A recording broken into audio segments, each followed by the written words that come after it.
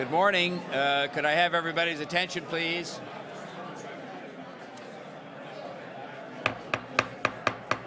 Good morning.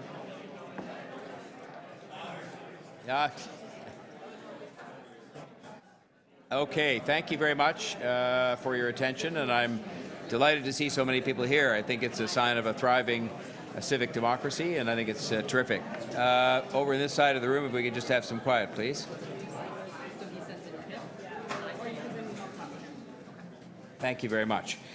We have quorum, and I will call the 9th meeting of the Executive Committee to order. May I begin by acknowledging that the land we're meeting on is the traditional territory of many nations, including the Mississaugas of the Credit, the Anishinaabe, the Chippewa, the Haudenosaunee, and the Wendat peoples, and is now home to many diverse First Nations, Inuit, and Métis peoples. We also acknowledge that Toronto is covered by Treaty 13 with the Mississaugas of the Credit. I would say to people, first of all, those who are here, that there is extra seating in Committee Room 3 because it is going to be a long day, and so I welcome you to watch the proceedings there in more comfort should you wish to do so. And also remind people, of course, that they can watch us on YouTube at Toronto City Council Live or follow the meeting on computer, tablet, or smartphone at www.toronto.ca/council. May I ask first of the members of the committee, are there any declarations of interest under the Municipal Conflict of Interest Act? And if you have one, please indicate the item number and the nature of the interest. Okay, so there are no declarations of interest today. May I then have a motion to confirm the minutes of the Executive Committee meeting held on September the 18th, 2019. Councillor Thompson, all those in favour, opposed, carried. Now, as you can see, we have a very large number of people, especially on the one item to do with the transit plan, registered to speak today. And so I'm going to move the following motion, and I'll read it out because it has not been publicly circulated, but it's customary on occasions like this where we have, for example, on that one item, 56 deputations to be heard from today. And the motion is as follows. Paragraph 1, the speakers who have not pre-registered be allowed to register until 10 o'clock a.m. on October 23rd, 2019, after which no further registration is allowed and the speakers list will be closed. Second, that the length of public presentations be limited to 3 minutes. Third, that questions of speakers by members of council, including members of the Executive Committee, be limited to 3 minutes with 1 round of questions per member. Fourth, that questions to staff from members of council, including members of the Executive Committee, be limited to 3 minutes in total with 1 round of questions per member. And fifth, 5, that speaking times for all members of council be 3 minutes with 1 round of speaking per member. So that motion is meant to allow us to get through this in a reasonable manner today and hear from everybody. And that is a motion I'll put on the table, and I'll call the question unless there's anybody who wants to say anything about it. All those in favour? Opposed, if any? Carried. Now, I will just say to members of the public, because there are a number that are here on the Parks and Rec Facilities Master Plan, and I will just say to you, for your own convenience, you're welcome to stay here and observe all the rest of the proceedings during the day, but we will not get to that item until after lunchtime today. Just because of the number of deputations, if you do the math, and questions of staff will be well into the afternoon. So I would just say if you want to take the morning and go and do something else, we will be awaiting your presence in the afternoon, but it will be afternoon before we get to it. So I'll just say that, and that's true of the other items as well. There's a very small number of deputations on the infrastructure program and on the temporary public art installation. So any of those people can count on the fact that those matters will be heard later in the day. And also just to remind you that that motion that was just passed does close the speakers list at 10 o'clock this morning. So if you want to speak on any item, not just the transit item, but any item today, you should register with the city staff in the next 15 minutes. So on that note, let's proceed with the rundown of the agenda, and there may be a chance we can dispose of some of the items now. EX 9.1, the Toronto Ontario Transit Update, is being held for a presentation and for deputations, as mentioned. EX 9.2, the Citywide Real Estate Strategy and Office Portfolio Optimization. And I don't think there's a motion on that. Move the recommendation. There is a motion, okay. All right, then that'll be held. Is that a motion that could dispose of it now, or is it a motion that requires? Okay. So could we have that motion put up on the screen so that, it's a motion that has to do, yes, I had seen this, you're right. Okay. It has to do with the continued provision of public services, including public health services, to people at 277 Victoria, and if there's any chance that real estate's affected, that those public services would remain, would continue, and there just has to be a way found to do that. So that's really what this is about. Are there any... moving that motion? All right. Councillor Thompson, Deputy Mayor Thompson, all those in favour? Opposed? Carried. And then the item is amended. All those in favour? Opposed? Carried. Thank you. Okay, that brings us to item EX 9.3, Modern TO, enabling a flexible and mobile workplace, and that's being held for a deputation. Item EX 9.4, Investing in Canada Infrastructure Program, and that's being held for a deputation. Item EX 9.5, Implementation Strategy for Parks and Recreation Facilities Master Plan 2019-2038. It's being held for a deputation. Item EX 9.6, Property Acquisition for a Strategic City Building. I believe there's a motion on that. Am I right? If it's not to be held, there's a motion to... You want to hold that? All right. Held by Deputy Mayor Bylaw. Item EX 9.7, Proposal for the implementation of a temporary public art installation illuminating and animating University Avenue, is being held for a deputation. Mr. Mayor, Christine Ralphs from the Friends of University Avenue here has indicated that she doesn't need to stay till 5 p.m. to depute and is willing to have her name taken off if it's the will of committee to let it go through. You'd like to have... to hold that? Oh. Okay. Thank you. Then thank you to Ms. Ralph, and we'll leave her name on the list. If she wishes to depute at 5 o'clock, she's welcome to do so. If not, then we'll hear from the Deputy Mayor and deal with the matter. Okay, and then we go to EX 9.8, Planning Act, Section 37 and Section 45, Reserve Fund Statements 2016-2018. This is coming from the Budget Committee. May I have a recommendation to receive the reports from, and I've received such a move from the Budget Chief. All those in favour? Opposed? Carried. Item EX 9.9, Transportation Services 2019 Capital Budget and 2028 Capital Plan Adjustments. Again, a recommendation coming from the Budget Committee to amend the budget and reallocate the funds as provided for. Moved by the... You want to hold that? Okay. Held by the Deputy Mayor. EX 9.10, Saving At-Risk Affordable Housing Units, Tippett Road Regeneration Area. Is there a motion there?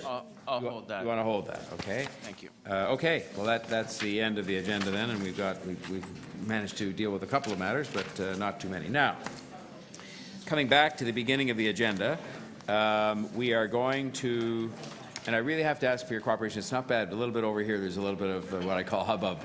So if people could really help us, because when the room is so full, if people are talking, it makes it hard to hear. So what we're going to do is as follows with respect to the transit matter and the 56 deputations is we are going to hear first a presentation from the staff, just so that we can sort of put on the table for all concerned what we're talking about here in their summary. Then we will move to hear the deputations, and then we will move to questions. We'll have questions of the deputations along the way, and after that, questions of staff by members of the committee and visiting members of City Council. So that's how we'll proceed with this. So that would mean that we would hear from our staff first with the presentation. Tracy Cook, Deputy City Manager, will take us through that presentation.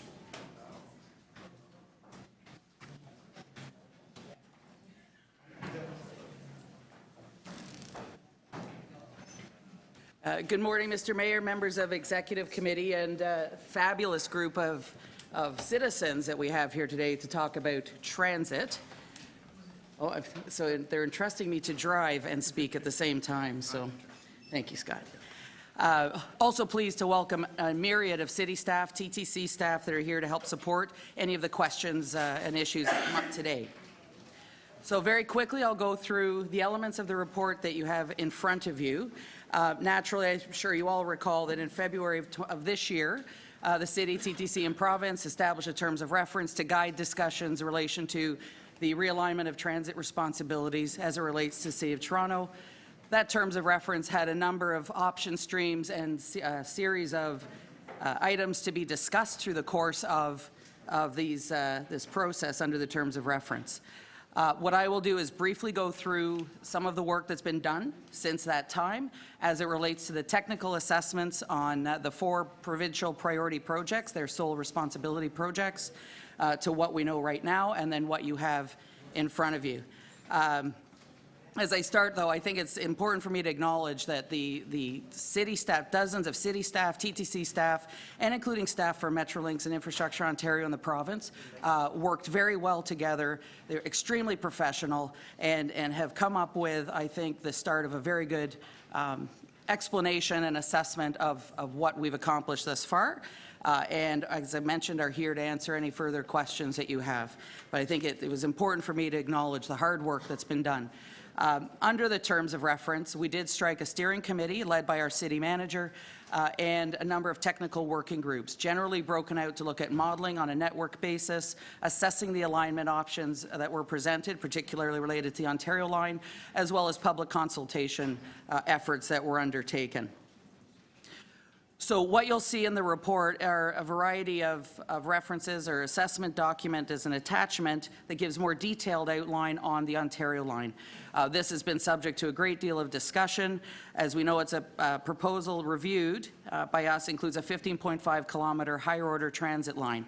And the approach to the review was to take it in 3 specific sections, giving rise to where we were in our various levels of planning, but also recognizing the local context that each of these areas presents. So we looked at the assessment for the western portion, the central portion that generally reflected that previously discussed as the Relief Line South, and the north section from Danforth up to Don Mills. What we've landed on is a proposed indicative alignment, which includes subterranean segments, at-grade segments, and elevated segments.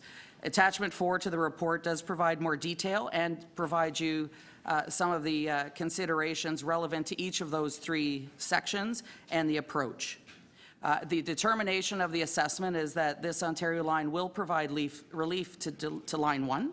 It will also bring higher order transit to some neighbourhoods currently not served by higher order transit, Thorncliffe and Flemington being a couple. And in general, it will add to the network that we are so in need of in the city to help move people.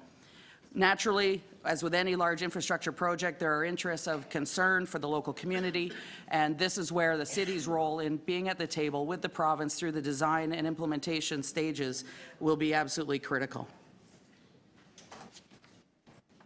The Line 2 East extension, I think, is very familiar to this council.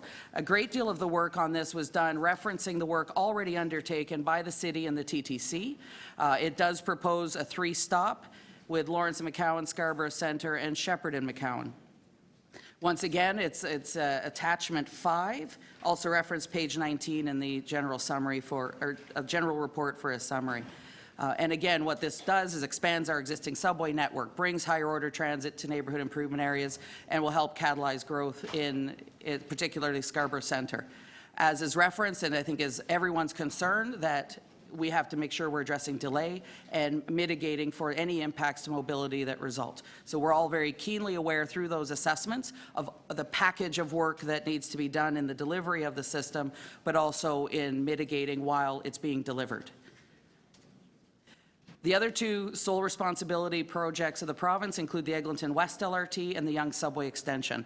There was work already undergoing historically on the Yonge Subway Extension. Our understanding is the province is undertaking an engineering scope review of that project. As well, on the Eglinton West LRT, they are doing a revisiting of the scope. These 2 particular projects did not form a great deal of work that was undertaken by the technical tables.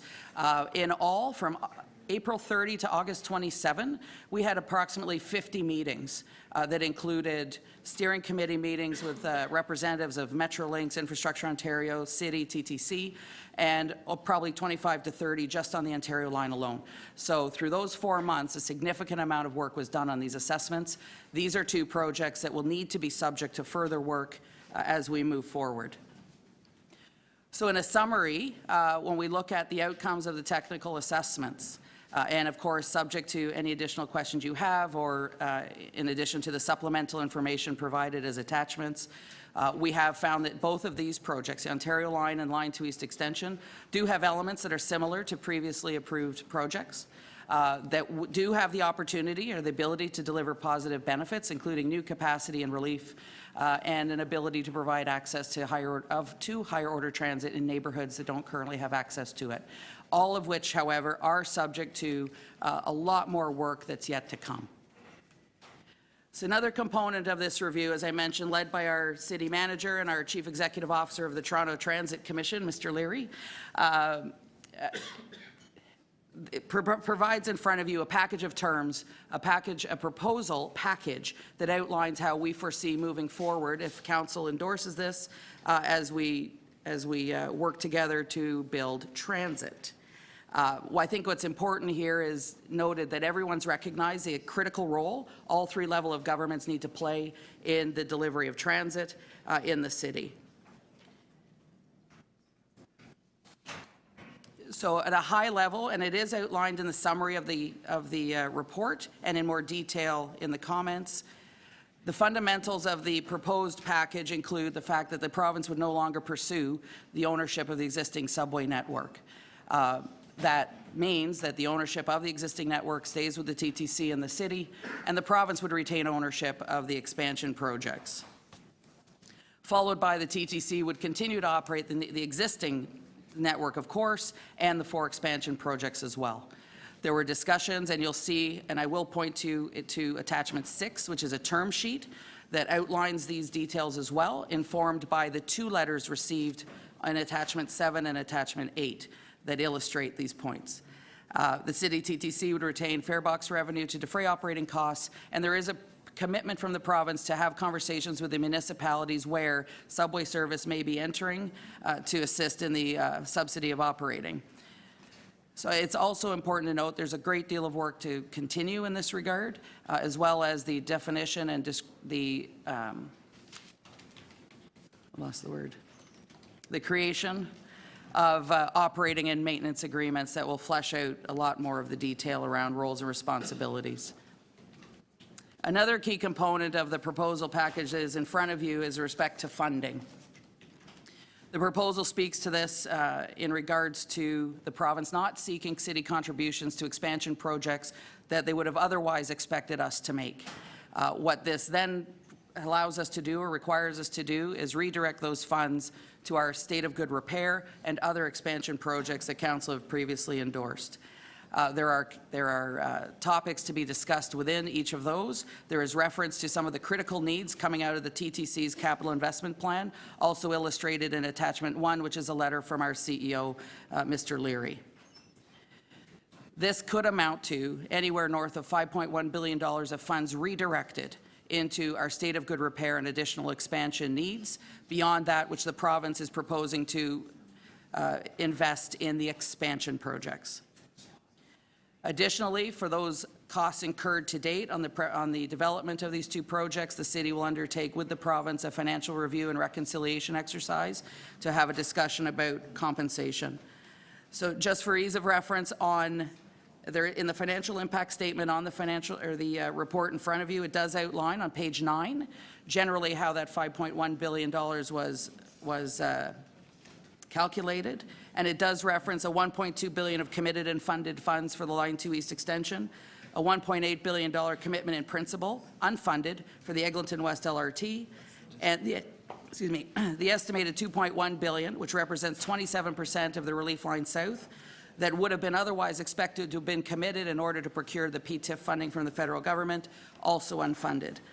We will note in the next steps there is a report back in 2020 to speak to how the city, TTC, would propose that these funds be redirected in a priority basis, priority given to the state of good repair, particularly in the subway network, which is estimated to have about a $24 billion need over the next 10 to 15 years.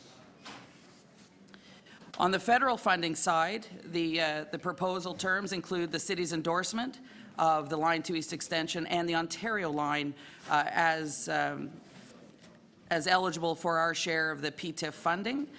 As well, the province is committed to advancing the Smart Track Station program, Bloor Yonge Capacity Improvement Project, 2 that have already been identified as amenable for tripartite funding going forward.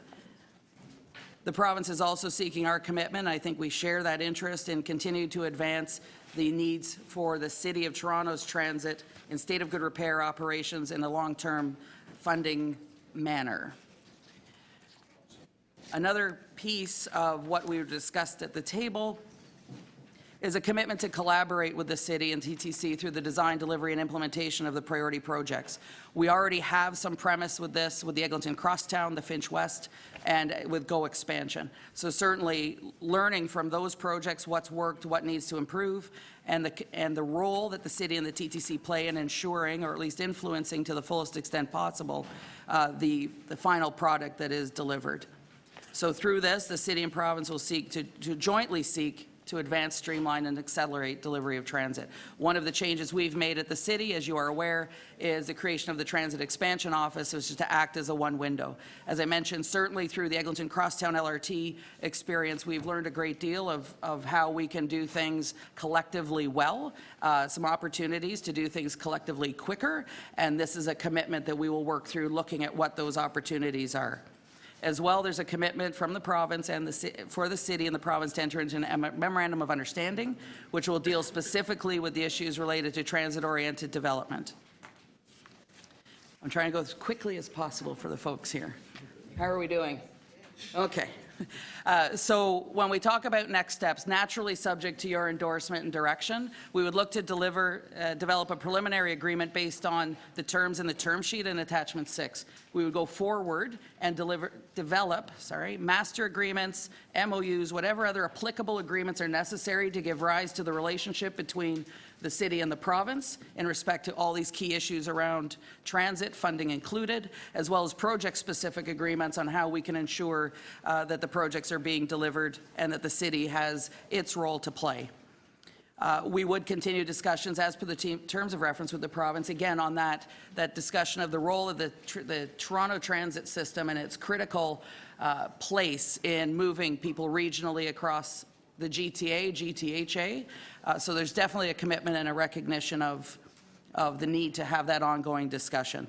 We do have a report back in 2020, as I mentioned, where we'll discuss for your consideration the redirection of funds to state of good repair and consideration of the additional expansion projects that Council has previously identified.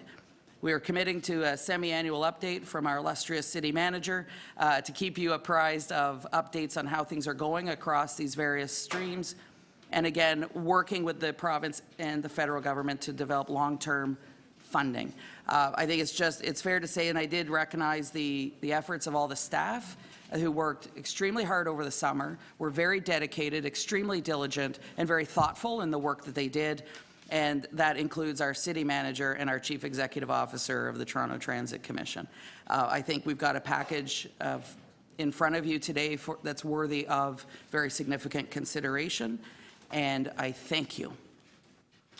Well, thank you very much, Ms. Cook. And may I just say at the outset, whatever people's opinions are, and we're about to hear those, that as Ms. Cook mentioned, there were 50 meetings, and I'm not sure that is even a full list of all the different meetings that have been held. There's just been a huge amount of hard work done by our city staff, TTC staff, council members, staff members, and it really has been a Herculean task, and I thank everybody involved for all the time they've spent, especially over the summer months, working on this and getting us to today, where we'll have a full discussion involving lots of public participation. So thank you to you and to everybody else, the city manager, that's been involved.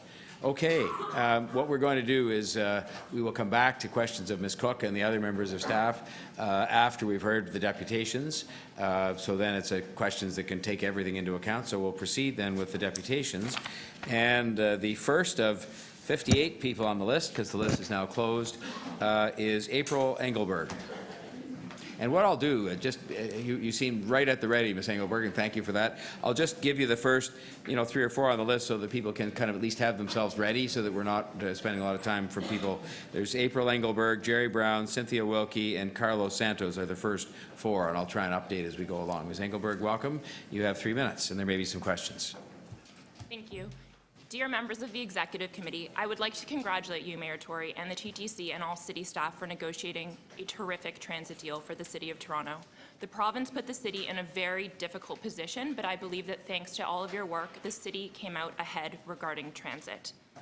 This proposal provides Toronto with 4 transit expansion projects paid for entirely by the provincial and federal governments, while Toronto retains ownership and operations of the transit network. The Ontario line is of critical importance. It brings 3 new subway stations to Spadina-Fort York, our ward growing in population 4 times faster than any other ward in Toronto at approximately 8% per year. It is the 2nd fastest growing riding in the entire country. I live, work, and spend most of my time in Spadina-Fort York, and I was a candidate for Toronto City Council in the 2018 municipal election. I'm nonpartisan and have zero affiliation with any party or politician. Extending the relief line west of University was a key part of my platform, and I even spoke at this committee to advocate for extending the relief line west of University before the Ontario line was ever announced. So I'm absolutely thrilled that the Ontario line includes stops at Queen and Spadina, King and Bathurst, and the Exhibition GO station, which, to clarify, is a 5-minute walk from the very center of Liberty Village, where there are tens of thousands of jobs and condos. Many politicians have spoken out against this plan, largely because it was proposed by the provincial government rather than by City Council itself. However, under these terms, this plan is indisputably good for the city. I ask that politicians put their partisanship aside and come out in favor of this plan. I highly recommend that the exact locations of the new stations is determined as soon as possible, especially in Spadina-Fort York. Finally, Toronto City Council recently unanimously declared a climate emergency. The Transform TO data shows that 38% of Toronto's greenhouse gas emissions come from transportation, 79% of which is from passenger vehicles. So expanding public transit is absolutely key to lowering the city's greenhouse gas emissions. I ask that you realize Torontonians have been disappointed too many times over the past several decades by the politicization of transit expansion. We have an amazing opportunity here to move forward and get building, and I ask that you do. Thank you very much for your time and consideration. Thank you. Are there questions of the deputant? Okay, seeing none, I'll thank you very much for your very concise deputation. Jerry Brown. Good morning, Mr. Brown. Thank you for coming. Mayor, committee members, I tried very hard to get this to 3 minutes, but I don't think I did. So can I get a 30-second warning, please? A 30-second warning? Yes. For sure. Thank you. My name is Jerry Brown. I'm a resident of Ward 14. I'm here to speak to members of the committee about the central section of the proposed Ontario line. Building higher order transit is perhaps the most important project facing the city, and I'm pleased to see that there is a deal to get transit moving. However, I'm going to focus on 3 areas of concern in the Deputy City Manager's report. First, for example, the section between Cherry Street and Gerrard Street East has the potential for significant impacts on the existing community and will require great care during the design process and during construction. I've included a couple of pictures that kind of point that out. As you can see, this is a picture of basically the entire central section. There's a lot of buildings right close to those Metrolinx tracks, and there's a picture with a more close-up of just how close the houses are. There's simply no room to insert the 2 lines required for the Ontario line onto the existing Metrolinx tracks. There will have to be expropriation of houses along with impact on spaces such as Jimmy Simpson Park. The proposed overland route will wreak havoc on a densely populated, stable residential neighborhood to save some money. Second, the portions of the line that are above grade or on an elevated guideway have the potential for permanent noise and vibration, property, traffic, and visual impacts. This route along the existing Metrolinx GO RER corridor will significantly add to the traffic, carrying 34,000 riders with subway trains running every 90 seconds. Trains will run until 2 a.m. every day. This is in a residential neighborhood with homes literally next door to the tracks. How can the noise and vibration impacts possibly be mitigated or managed? Why should the city even consider subjecting residents to this level of permanent disruption? Third, the project will be above grade within the Lakeshore East GO rail corridor rather than in a tunnel in order to reduce costs. Of the 4 projects the province originally announced, 3 included added costs for additional tunneling or new stations. The Ontario line is being extended, which add more costs. But over a single portion of the line, it is imperative to cut costs by ignoring a thoroughly researched TTC plan for the relief line developed after extensive consultation in order to save some amount in costs. The report refers to uncertainties about the technical design required to achieve an elevated crossing of the Don River, uncertainties about the mitigation measures required, and the business case does not quantify environmental and community impacts beyond transportation-related impacts. 30 seconds as per Means your they request, have sir. not been factored into the analysis in the same way. Agreeing to a plan that has so many uncertainties with the potential for serious permanent negative effects on a vibrant residential neighborhood should be a non-starter. I would therefore ask that the committee demand that this route be abandoned. We already have a mitigation strategy: subways, subways, subways, underground, underground, underground. Thank you. Thank you, sir. All right, now, ladies and gentlemen, we don't have applause or booing or catcalling in these meetings. In order to try and keep some semblance of order, there are ways in which you can use your hands if you want to indicate your happiness or unhappiness with what people are saying, but otherwise it creates a bit of an unruly environment and makes it harder for us to keep moving. So please, I would ask your cooperation in that regard. Mr. Brown, there may be some questions for you, I don't know. Councillor Fletcher. Good morning, Mr. Brown. I believe you were involved in the original TPAP for the relief line, right? In terms of consultations, meetings and- yes, certainly. So this section here, the Ontario line, would be an amendment to that relief line. Are you suggesting that all options be looked at as far as in that amended area? Well, in terms of the extensions, I think they're great. Flemington Park and Thorncliffe Park absolutely need higher order transit. Extending it west is fantastic. I don't think there's any issue that the central portion needs to be underground, and I don't even think it should be looked at as, it's just, I'm not an engineer, but it just seems absolutely crazy. Should be looked at Yes. when there's 3 TPAPs, one Yes. new in the north, I think you know that. Yep. One new to the west, and the existing TPAP will have amendments. And you're Yes. suggesting all options be on the table, including underground for the amendment. Yes, absolutely. Thank you. Thanks, Councillor Fletcher. Any other questions of Mr. Brown? Okay, Mr. Brown, thanks so much for coming in. Cynthia Wilkie, West Don Lands Committee. Good morning. Good morning. You have 3 minutes, and there may be some questions for you. Please go Thank you ahead. very much. Mayor Tory, members of Executive Committee, thank you for the opportunity to speak today. I'm here on behalf of the West Don Lands Committee to share concerns with the central section of the Ontario line. You're going to hear a lot of this. First, I'd like to acknowledge the tremendous achievement of the city manager and staff in these negotiations with the province. Although we may not like the way we got here, the staff report outlines many positives in what has been negotiated. The Ontario line has tremendous potential to expand and improve transit service. At the same time, there are very significant red flags that have been identified by staff. We join the residents of Leslieville in registering grave concerns with the proposal to save money by running the Ontario line above ground from Girard to some unspecified point in the West Don Lands or Keating Channel district. Nothing like this was studied during the relief line environmental assessment. There was no consideration of the temporary or permanent noise and vibration impacts above ground trains would impose on adjacent residents. In fact, during the TPAP, stakeholders were assured that the depth at which underground trains would run would eliminate both concerns. This is very different than 2 surface tracks with trains running on 90-second headways. There was no consideration of the impacts on the environment and public realm, such as Jimmy Simpson Park, Lower Don Trail, the renaturalized Don River, and Corktown Common, and certainly no consideration of whether the introduction of portals at the 2 ends of the at-grade segments might interfere with planned infrastructure. There was no consideration of the safety risks of placing this intensity of rapid transit into an intimate relationship with family homes, and no consideration of the negative impacts of overnight and emergency maintenance. The province has apparently countered these concerns by suggesting that appropriate mitigation interventions will be identified.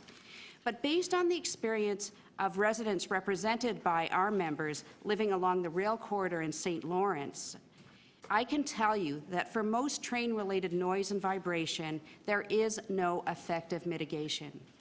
Even where some mitigation exists, there will always be a a conflict, a competition with transit operations, and the residents will always lose.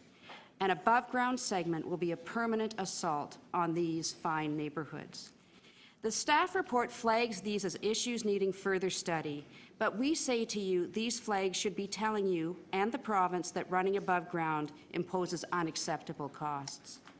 As a start, we would like to see the city insist on a thorough evaluation of all these factors through a robust TPAP process for the Ontario line, not a mere amendment, but an actual full TPAP review. Two final, the central portion I'm talking about. Yes. Two final points. The move to an above-ground alignment has resulted in station locations in Corktown and Leslieville that staff have rightly identified as less than optimal. Surely this is another reason why going above ground to save money in the short run is short-sighted. Finally, a pitch for the waterfront LRT. To the extent that this arrangement frees up city capacity, we are urging you to direct funding to that project. Thanks very much. Thank you very much, Ms. Wilkie. Are there questions of the deputant? Okay. Oh, thank you very much. Much appreciated. I'll do the next four. Carlos Santos is next from ATU 113, Mark Tesaro, Shelley Klein, and Jana Orak. So those are the next four. So 113, you're up. Good morning. Good morning, Mr. Mayor and the Executive Committee. Thank you for having me. My name is Carlos Santos, and I'm the president of the Amalgamated Transit Union, Local 113, which represents 12,000 transit workers in Toronto and York Region. I am here to speak on their behalf about the proposed major expansion of our transit system. First of all, we who are on the front lines of public transit share the positive feelings that most Torontonians feel about the prospect of finally getting some real money to improve our vastly underfunded system. No one knows better than we do our riders years of distress, frustration, and anger at the underfunding.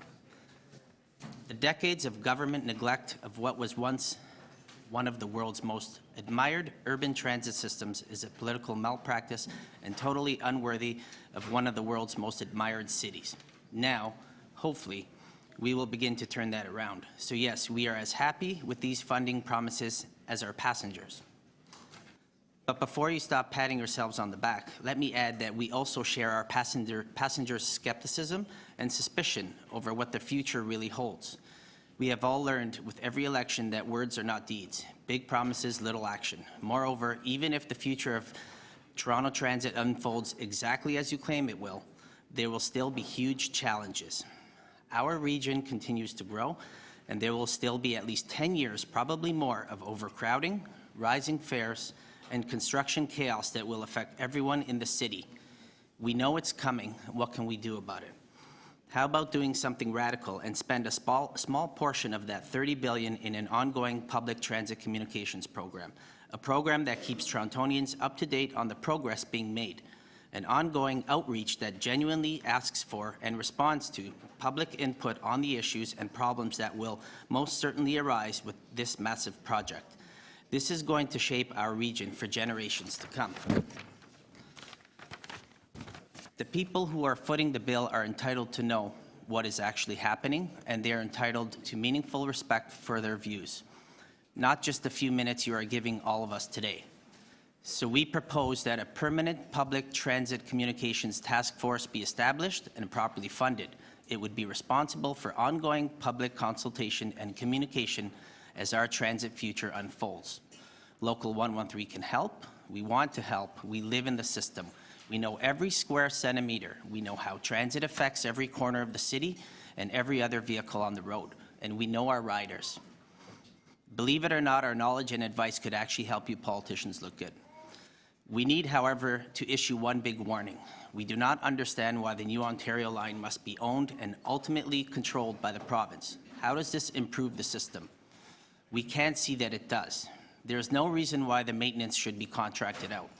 And we strongly warn you against making this separate organization a so-called public-private partnership, which is just a longer way of saying privatization. Look around the world. You cannot find a single P3 transit system anywhere that has performed up to expectations. In many cases, such as the UK, Australia, Chile, Ottawa, and elsewhere, it has been a disaster. I'll have to ask you to conclude now. Sorry? I'll have to ask you to conclude now. Okay. Yeah, we're past the 3 minutes. Sure. Thank you. I just want to leave you on this. Can any of you name me any essential service that has been privatized? Thank you for your time. Thank you. Just hang on there. There may be a question or two. I don't know. I'm not taking any questions. You're not taking any questions? No. No, I'm here to send a message. Thank you. Well, sir, actually, okay, well, that's fine. Look, if you're not taking questions, you're not taking questions. Thank you. Thank you very much. Okay, then Mark Tesaro, please. Excuse me. Good morning, sir. Morning.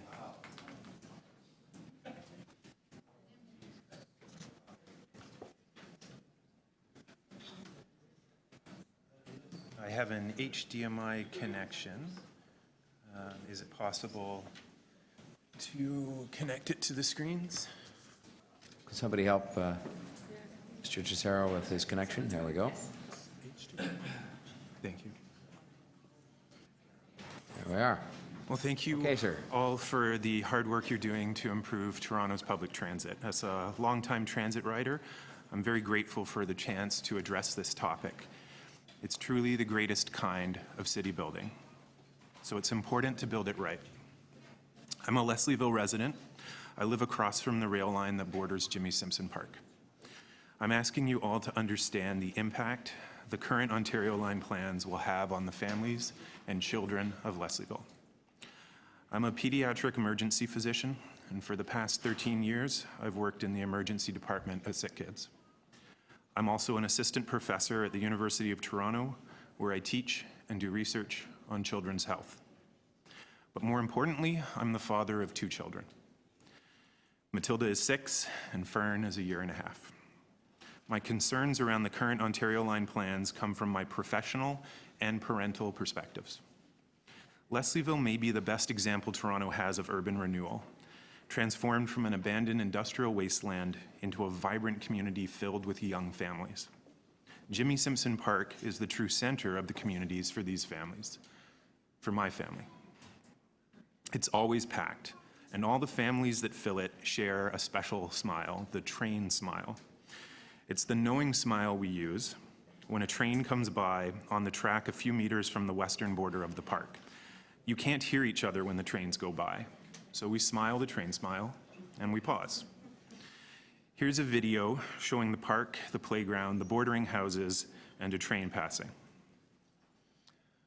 Oh, it seems like the volume may not be there.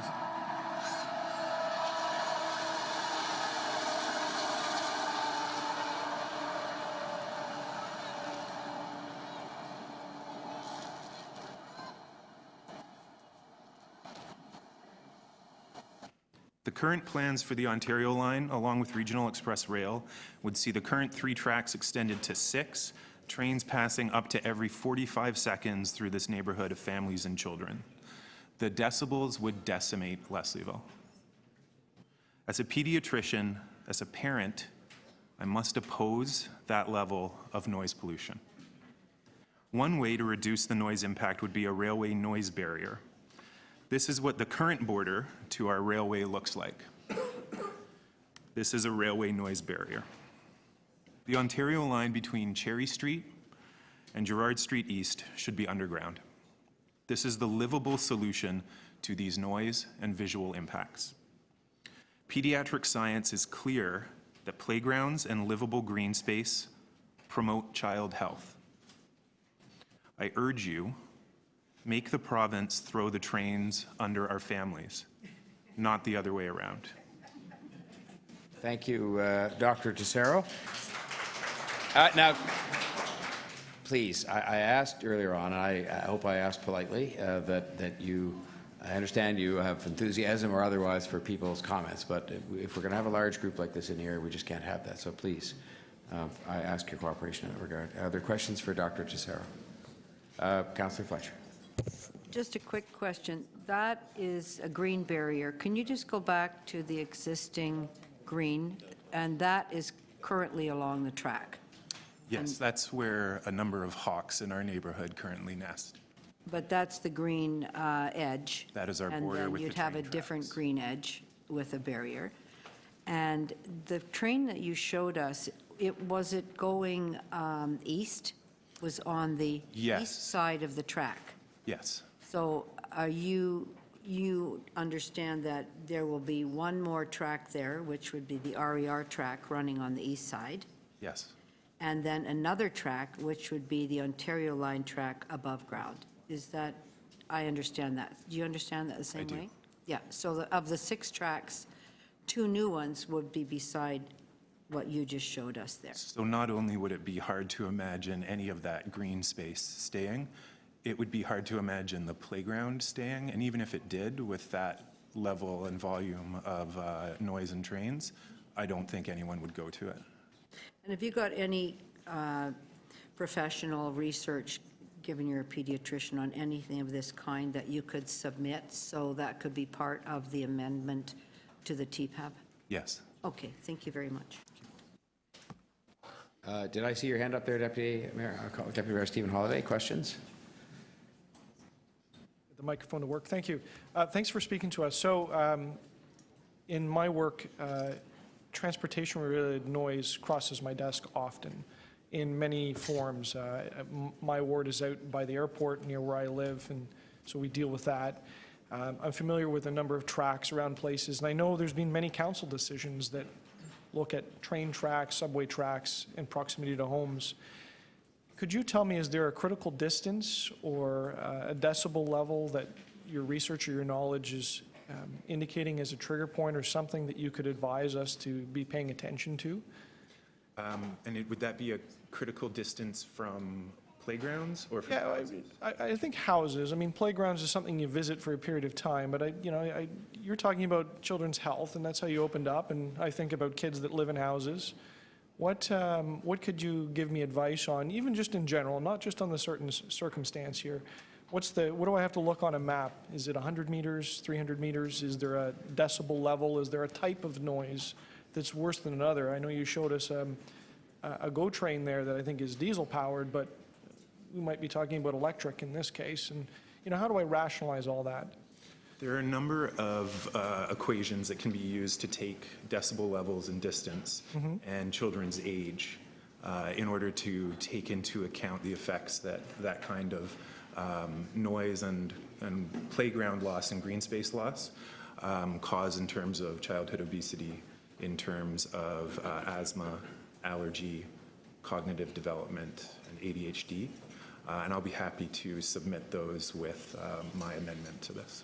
Is there a critical distance? Is it like 100 meters? Is it half a kilometer? Is it? But the equations don't boil down that simply. It's a matter of the specific decibel amounts, distance, and age of the children. So we would need to start with all of those variables in order to get to critical distance. Besides Jimmy Simpson Park, any sense on how many households are affected by this alignment? Hundreds, Estimate thousands? Between Cherry and Girard, thousands.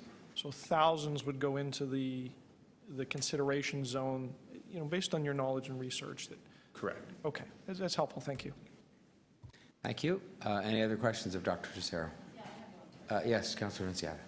So are you familiar with the Weston area, Weston and Lawrence? Not intimately, no. Okay, so we have a rail line going right through the ward. We have CP going up Express. That splits the community. So you're not familiar with that area? And the rail line has been there for hundreds of years. I've never lived in that area, no. Okay, but you're not familiar with the area? I know its name. You're- I've probably gone through it. Okay, thank you. Thanks, Councillor. Any other questions of Dr. Tesoro? Okay, thank you, sir, very much. Next, we have Shelley Klein, Lakeshore East Community Advisory, and then just to go down the list, Janet Orac, Ben Clark, and Glenn Norris are next coming up after that. Good morning, Mrs. Klein. Good morning. Thank you for coming, and you have 3 minutes. Thank you. Mayor Tory and members of the Executive Committee, my name is Shelley Klein. I'm a homeowner and a small business owner in Leslieville. As a TTC rider for the past 25 years, I was fully supportive of the city's Relief Line subway. I am also a member of the Lakeshore East Community Advisory Committee. We represent more than 400 households most in proximity to the Ontario line. I am here today to ask you, on behalf of all these households and the rest of our community, to condition the province to put the Ontario line underground through our neighbourhood. We have spent the last 2 years consulting with Metrolinx on their development of the Regional Express Rail Project, RER, which is the construction of a 4th electrified line set to begin as soon as 2021 along the same section of track in the Eastern GO corridor.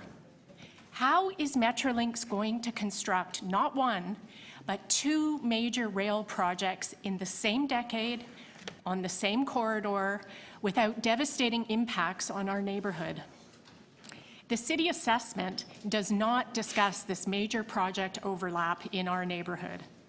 And we know from Metrolinx that RER construction has to happen from midnight to 6 a.m. when the trains stop running. How will our families survive the noise of that construction? And how will our children sleep at night to go to school the next day for what could be a decade or more as these 2 major projects overlap? Where is Metrolinx going to construct 2 Ontario line tracks in a corridor that we know only has room for 1 more track? Our 4 historic rail bridges only have room for 1 more track. Will you be building a towering skyway over our homes and businesses? And how is this even possible given our extreme climate of hot and cold events? The city assessment does not mention rail safety.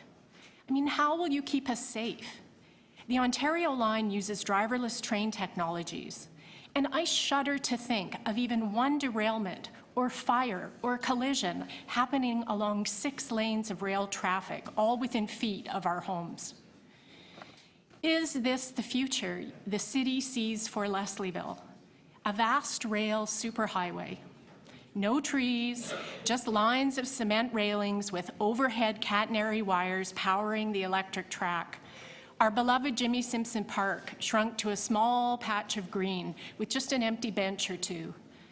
What survived expropriation is lost to the roaring noise of 6 lanes of rail traffic rushing past, our homes shaking from the constant vibration of the roaring, spewing diesel engines, and the screaming screeching of metal on metal beside us every 45 seconds. Just feet. To conclude now, please. From our 19th century homes. Any relief line running through our densely populated, historically rich neighbourhood belongs underground. Please protect our neighbourhood by conditioning the province to put it there. Thank you. Thank you, Ms. Klein. Are there questions of the deputant? Councillor Fletcher. Good morning, Shirley. Good morning. Sorry, we're in the way. You do realize that none of the trains that are there are city trains, and the city doesn't own any of that. I do know that. And that we actually have, the city worked with you and others and the TTC to create our own transit project assessment, which had a below-ground relief line, right? And the province now took over all of these lines in August, and they will have an amended TPAP. Yes. They'll take our TPAP and amend it. So you're suggesting that within that amendment that we have to look at all the options that would protect the neighborhood. I believe the city is in a prime position right now to require the province and put a motion forth to require the province that conditioned on their approval that they could put this line underground through Leslieville. I will check if we have any power, which I'm not sure. But Thank you you, have Councillor. worked with Metrolinx for a number of years. Have you been frustrated with their lack of mitigation, the approach to mitigation that they've had currently? Everything that we've asked for as a neighborhood for RER has been rejected. Give me an example. We asked, in fact, I had a section and I took it out, but we consulted with them on having temporary noise barriers installed along the corridor, pre-construction and through construction. We waited months and months for a response from Metrolinx. Finally, at a meeting, I believe it was in June of 2018, they got back to us at the meeting saying, we don't think these temporary noise barriers exist. Within minutes, one of our members Googled a list of companies, local companies that actually make temporary noise barriers and sent it to him. They went away again, and months went by with us following up. And we finally got an answer late last year at the final wrap-up meeting with Metrolinx that it would add millions of dollars, and it was not feasible to comply with this request from the neighborhood. So the answer was no. So you're very concerned about Metrolinx's attitude toward the community and mitigation that you've experienced? I think these are really basic asks coming from our community, and the kind of time and effort it takes to get an answer out of them has been extremely frustrating. You're on the Community Liaison Committee for the RER. For the RER, yes. And tell us the trains. There's GO trains, Go and Via. Via trains, Yeah. and some freight trains that still use that line. Some, yes. Yeah, okay, thank you very much. Thank you, Councillor Fletcher. Thanks, Councillor Fletcher. And unless I see any other oh, yes, Councillor Thompson, Deputy Mayor Thompson. Yeah. Thank you very much, Mr. Mayor, through you. Thank you very much for your presentation this morning. So we've heard, and from many of the other speakers, about the concern in terms of the need to address the issue around noise and impact and so on. So perhaps underground would be a best option.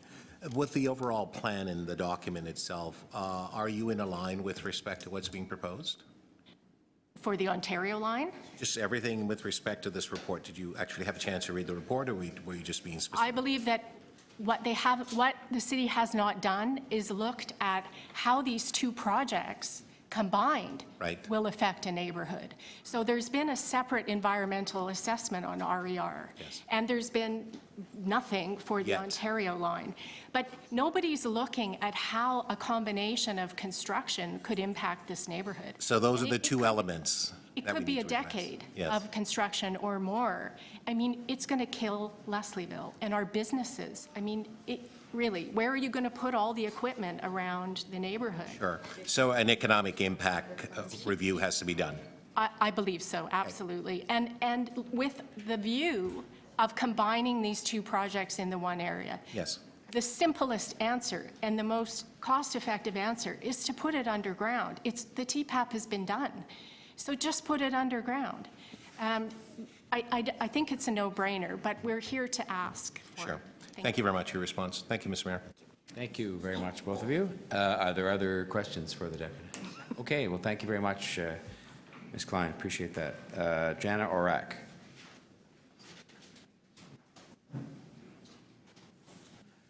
Good morning. Thank you for Morning. being here. You have 3 minutes. Thank you. My name is Yana Orak, and I live in Ward 4, Parkdale High Park. I'm here as a private citizen, and I do not claim to be an expert on transit planning, operation, or finance. But I do pay attention to what's happening in my city. I care about public transit. I've been following recent developments, and I've read this report and related analyses from other sources. And even I can see that the province's proposal as it stands, with our retention of our own subway as a notional quid pro quo, is highly problematic. So here's how it looks to me, 3 points only. 1, Mr. Ford and the provincial government have decided against taking over Toronto's subway, not because they respect Toronto's right to run its own affairs. We know that's not the case. They've decided to back off because it's bad for them. 2, the subway takeover is one more action that Mr. Ford's government has taken and that then had to roll back, at least in part, because it was bad policy or because people across our province got angry. So the lesson is that we need to stand up for ourselves and push this government hard. 3, on transit, this provincial government has shown itself to be a difficult counterpart, full of unilateral moves that cause damage and bold claims that turn out to have a weak foundation. And this offer is in keeping with that record, including estimates of timelines and costs that are not credible and many unanswered questions. So what now? This provincial government is on the losing side of history, but the decisions that City Council takes will affect the lives of Torontonians, young and old, on every single day for decades to come. So here's what I would like to see. 4 points. 1, I want Toronto to push the province and its agencies hard to get meaningful information that is shared and to get the best possible benefits and outcomes, not just hypothetical, in principle, better than nothing benefits. 2, I want meaningful consultations with the people who matter, by which I mean Torontonians. And I want the feedback from those consultations to actually be incorporated into design, implementation, and operations. 3, I want the city and its counterparts to listen to informed critics and seriously consider their input. And finally, I am looking to this city government to bring all of its resources to bear to devise and implement an effective strategy for dealing with a difficult counterpart and to get Toronto's people the effective and affordable transit that we deserve. Thank you for hearing me out. Thank you. Are there questions of the deputies? Okay, thanks very much. Ben Clark and then Glenn Norris. Ben Clark, there you are. Good.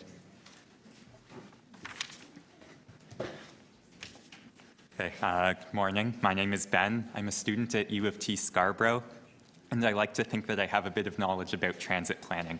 I thought I'd share my perspective on this report. I know a lot of people will look at this and see that we get transit and don't have to pay for it. And I know it's easy to see that as a good deal for the city, but we need to think about the challenges we face with our transit network and consider whether this plan actually solves those problems. If the Ontario line is going to replace the relief line, it needs to be able to accomplish the same goals, and I don't think it does. I know Metrolinx's initial business case made the Ontario line sound impressive, but the way the analysis was done in the report, the Ontario line was going to look better than the relief line south no matter what. But I think most transit planners would agree that the analysis in the business case was incomplete and it wasn't a fair comparison.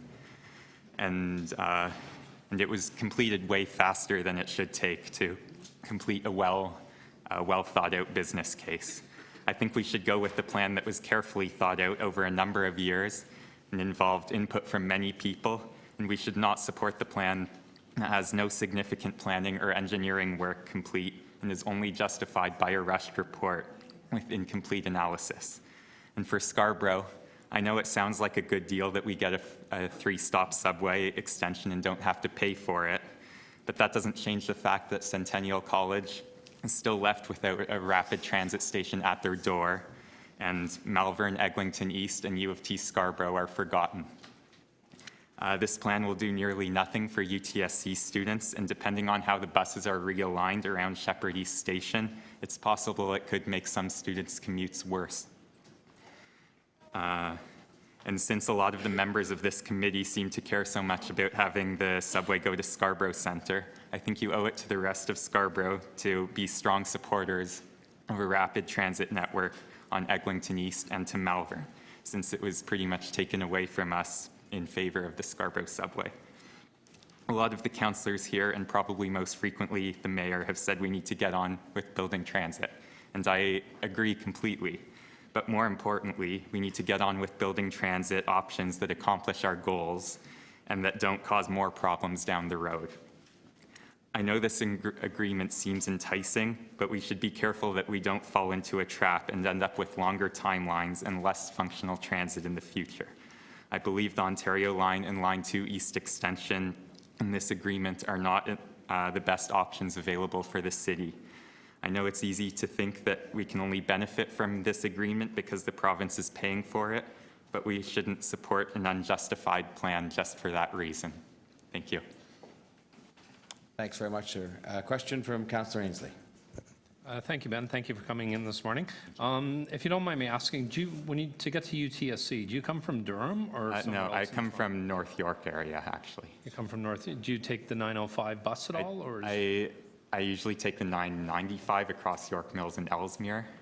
So, I mean, this doesn't affect me personally too much in any way.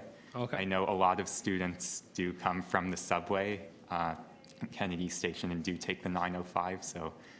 I do know that the last time we discussed transit in Scarborough, that there was a lot of concerns around the 905 bus and that it was too crowded. Yes. And it didn't come enough, and that students at UTSC really would like the LRT built, and I assume that's the continuing theme or thought at UTSC. Yes, I would completely agree with that, some form of better rapid transit along the Eglinton East Corridor and to UTSC would much better serve students. Much better than the current 905 express bus.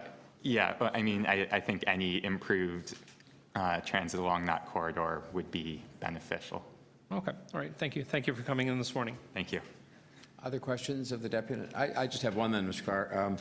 You made reference during your remarks very fairly to the fact that one of the aspects of this agreement is that the province would pay, for example, for the entire cost of the Line 2 Bloor Danforth subway extension into Scarborough, correct? Yes. Okay. I understand. And are you familiar with the fact that part of that, they're picking up the entire cost, allows us to take an amount that I think is $1.235 billion that is presently being collected and will continue to be collected until we have it all, and allows us to reapply that money to state of good repair, but also to expansion transit projects, two of which are specifically mentioned in the agreement, namely the Scarborough East LRT, Eglinton East LRT, and the waterfront transit. Are you familiar with that? Yes, I am, and I can't say I'm an expert on how PTIF works and all of that, but I know we can reallocate that, but we still have to meet a certain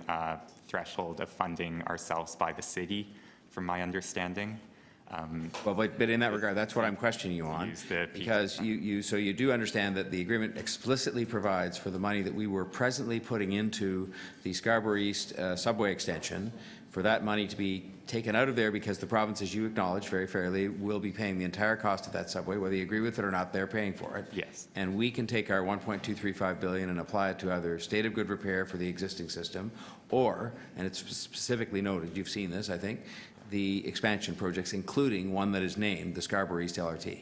Yes, I completely recognize that that this leaves funding for those specific projects and state of good repair. Would you acknowledge then that probably increases the chances we're going to be able to proceed with that project? We still would have to get the federal government to help, but that $1.235 billion or part of that would be a good start on getting going on the Scarborough East LRT. Yes, I agree that it does allow funding to be available for that, and that wouldn't be available otherwise potentially. I guess my concern is more with the details of the plan itself, not so much with the funding acts. Well, one last question. You're familiar that the agreement itself talks about the fact that some of these details you just referred to have to be sorted out, including how the money was applied by us if we had that money back. Yeah, I understand that. Okay. Still working on it. Thanks very much. Appreciate your time. Glenn Norris, then Maggie Redmonds and Raymond Shen. Those are the next three. Mr. Norris, good morning. Good morning. You're welcome here, and you have 3 minutes. Good morning, Executive Committee members. My name is Glenn Norris. I'm a resident of 87 Hopedale Avenue at the cross street of Minton Place. I'm here today as a representative of the Pape Avenue Community for Transit, or PACT group. We represent the homeowners on the south side of the Don Valley, as well as the homeowners on or near Pape Avenue north of the Danforth. We're a pro-transit organization, and we're thrilled by the city's ability to alter the provincial mandate to upload our subways. After spending the weekend poring over the background information for today's meeting, I was a little concerned by what I read. As I read the Toronto, Ontario Transit update from the city manager, I'm very happy to see on page 2, paragraph 3, the city and TTC staff will also continue to work with the province through established tables to advocate for meaningful public consultation on the province's sole responsibility projects. I'm hopeful. On page 3, under Advancing and Accelerating Transit Projects, the fourth bullet is, in order to accelerate delivery of priority expansion projects, the City and Province will jointly seek opportunities to streamline process where possible. The fifth bullet goes on to say that the Province will work with the City to identify opportunities to leverage powers and authorities available through the Province to expedite delivery. I hope you can understand my confusion. I know from the process involved in the development of the Relief Line South, the City fully understands that a quality project takes time to plan, and as mentioned in the report, it requires meaningful public consultation. As I continued to read, I found attachment 6, the summary term sheet between the Province and the City. Page 1, point 2 states the Province shall have sole responsibility for the planning, design, construction of the Province's 4 priority subway projects. When we get to point 6A, the Province shall collaborate with the City/TTC to seek opportunities to advance and accelerate where possible. Nowhere does this agreement contain language pertaining to meaningful public consultation. Both commitment letters from the Province acknowledge the need to advance, accelerate, or expedite the process. I've not seen in any of the material from the Province any acknowledgement of meaningful public consultation. That concerns me. I'm now very troubled by the fact the Province has not recognized the importance of meaningful public consultation in any of its commitment letters.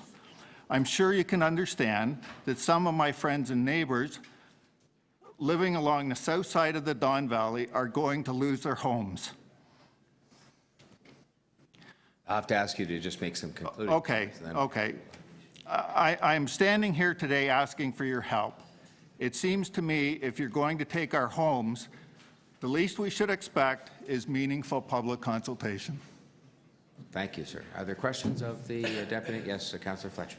I had to move here because there's a draft on the other side, quite a big draft, actually, on my neck. So I'm over here now.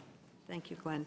You heard Shelley Klein talk about their years of working with Metrolinx Yes. On the RER expansion and how frustrated that they have been. Does this make you even more concerned about this next step on this Ontario? Absolutely.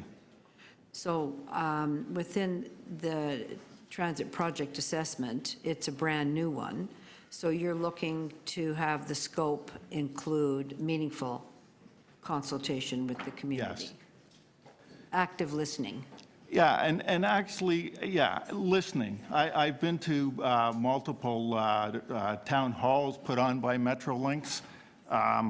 They're very good at explaining their point of view. Little light on the listening, in my opinion. And there's really no way, with the transit project assessment for the relief line, that came back to the executive committee. It had a city process. You were able to address any deficiencies. Yeah, obviously the city knows how to involve the citizens and the communities. I think the Relief Line South shows that. I'm less less likely to see that, I think, through Metrolinx or the province. So if there's any ask from you that are getting a new TPAP and you have issues with slope stabilization, want to make sure everybody's involved, it would actually be to have active listening, meaningful consultation, different than what citizens have experienced with the relief line. Yes. Okay, thank you very much. Thanks, Councillor Fletcher. Any other questions? And I'll thank you, Mr. Norris, for that expression, a little light on listening. We may find a way to work that into some of the... That's a good, nice, very nice, polite way to put that. Thank you very much. We have Maggie Redmonds, Raymond Shen, and Sheila Pizey-Allen. Good morning. Good morning. There are strange things done neath Toronto's sun when transit's on the table. TO riders agree we want more TTC, but decisions are always unstable. Every woman and man wants an excellent plan that's certain to be efficacious.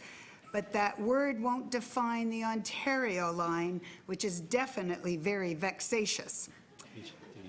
For one thing, there's the noise that completely destroys any peace that one's home may have in it.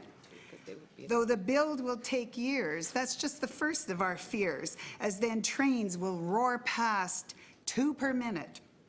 The ramifications of throbbing vibrations will surely cause people to grumble. There's no real compensation for disintegration when both your house and your sanity crumble. There's no proffered solution for the extent of pollution. The diesel exhaust is upsetting. You can't just turn off your concern for a cough when it's likely lung cancer you're getting. It will be completely obscene when we lose all our green, a chunk of each park and most trees. Where will the kids play, we ask with dismay, and we hope you'll attend to our pleas. We need to revise before our neighborhood dies from foreseeable outcomes too dreadful. Don't leave us ignored. Please go back to Doug Ford and tell him his plans of Ford Edsel. It needs lots of revision to halt our derision, so don't let our concerns be neglected. Come up with some movement towards major improvement, and council will be well respected. There are strange things done 'neath Toronto's sun when transit's under threat. While it seems insurmountable given links unaccountable, we're not defeated yet.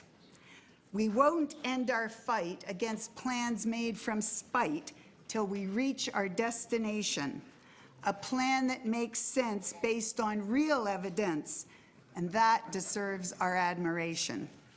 Thank you.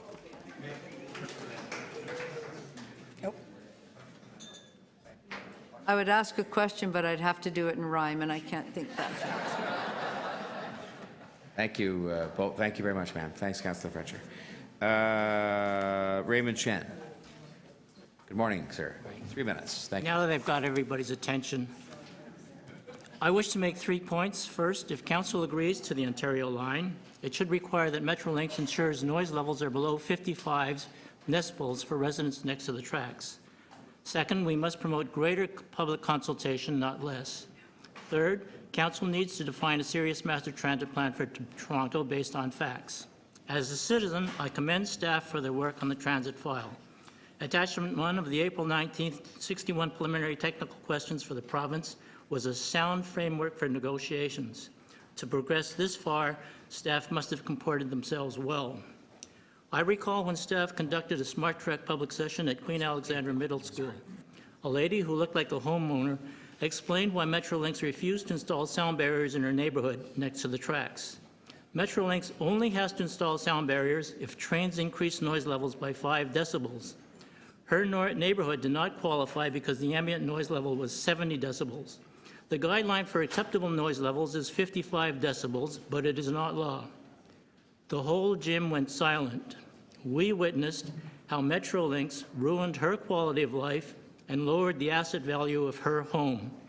Council must protect citizens and insist that noise levels must be below 55 decibels for residents living next to tracks. It is not law. I learned about her plight through public consultations. Mr. Paul Morisuti, Vice Chair of one of Canada's largest leasing companies, CBRE, said on Metro Morning, "The public discourse surrounding public transportation has been nothing less than shameful." The answer to question 14 of the 61 questions means less public consultation. Council must maintain the city standard for public consultation. The expert advisory panel wrote, "Transit can be improved only if planning and decision-making process is evidence-based and transparent. Processes should give the public confidence that transit projects are being approved with proper consideration of technical expertise and cost-benefit analysis. I'm not satisfied that Line 2 extension, Smart Track, and Ontario Line projects have undergone technical review to ensure that they will work, nor a business case review to ensure they are of good value, for money, as recommended by these experts.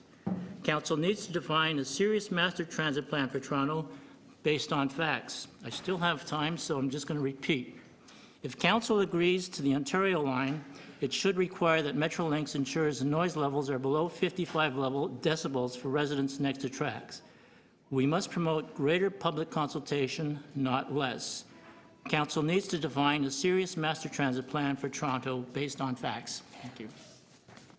Thank you, Mr. Shen. Are there questions of the deputy? Okay, thank you so much. Sheila Plessy Allen, Hamish Wilson, Bill Whitbread are the next three. Good morning.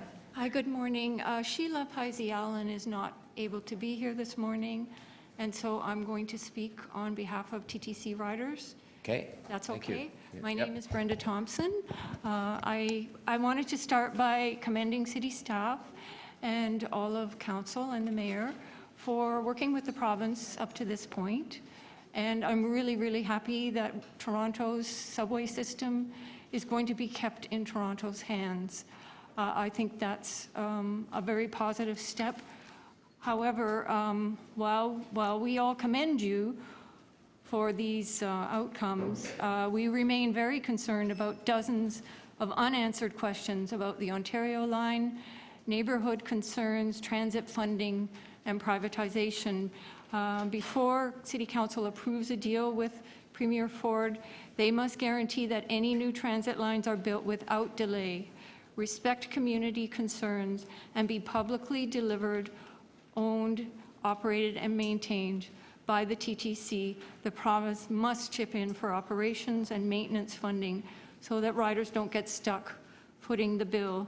Residents living near the proposed Ontario line support transit development in Toronto, but they need it to be fact-based, transparent, timely, and they want meaningful public consultation.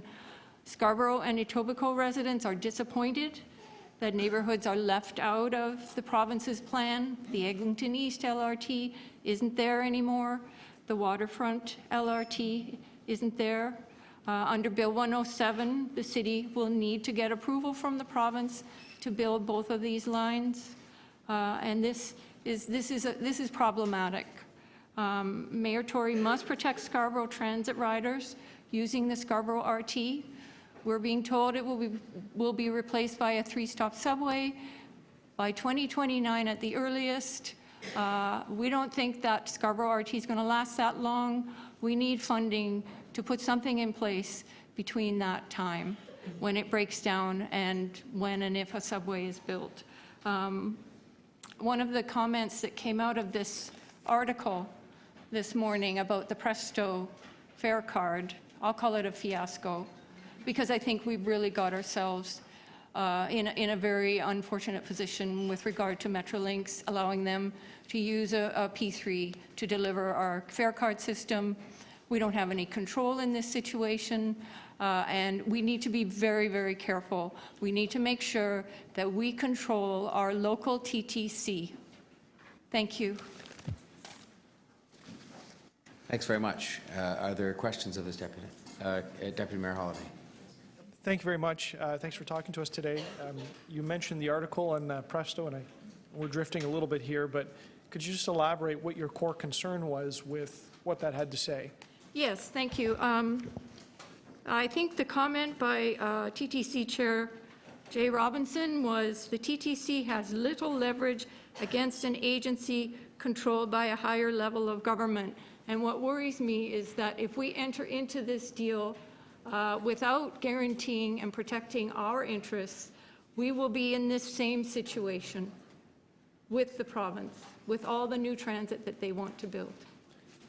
Okay. And you mentioned one other thing in your deputation. I think, if I've got it written down right, you mentioned that you were concerned about money for operations and that riders should not foot the bill. And I wondered if you could elaborate on your philosophy on what riders should pay for and what they shouldn't.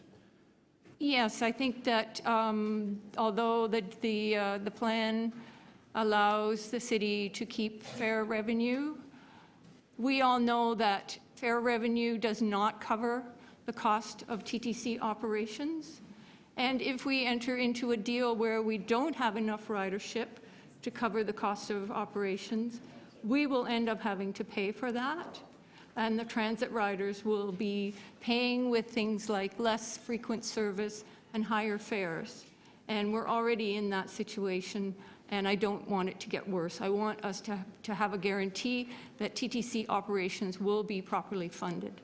So do you see the funding coming from the city, coming from the province, coming from the fare box, a combination of all the above? It could be a combination of all the above. Okay, and so your concern, if I can paraphrase, is it's not necessarily the riders footing the bill monetarily. Your concern was more about it would have an impact on the system. Sorry, could you say Well, that?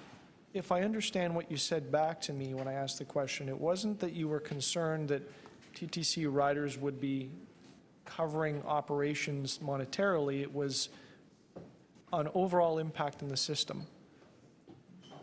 I think what I'm saying is that the province has cut 1.1 billion in gas tax cuts that would have gone toward the TTC.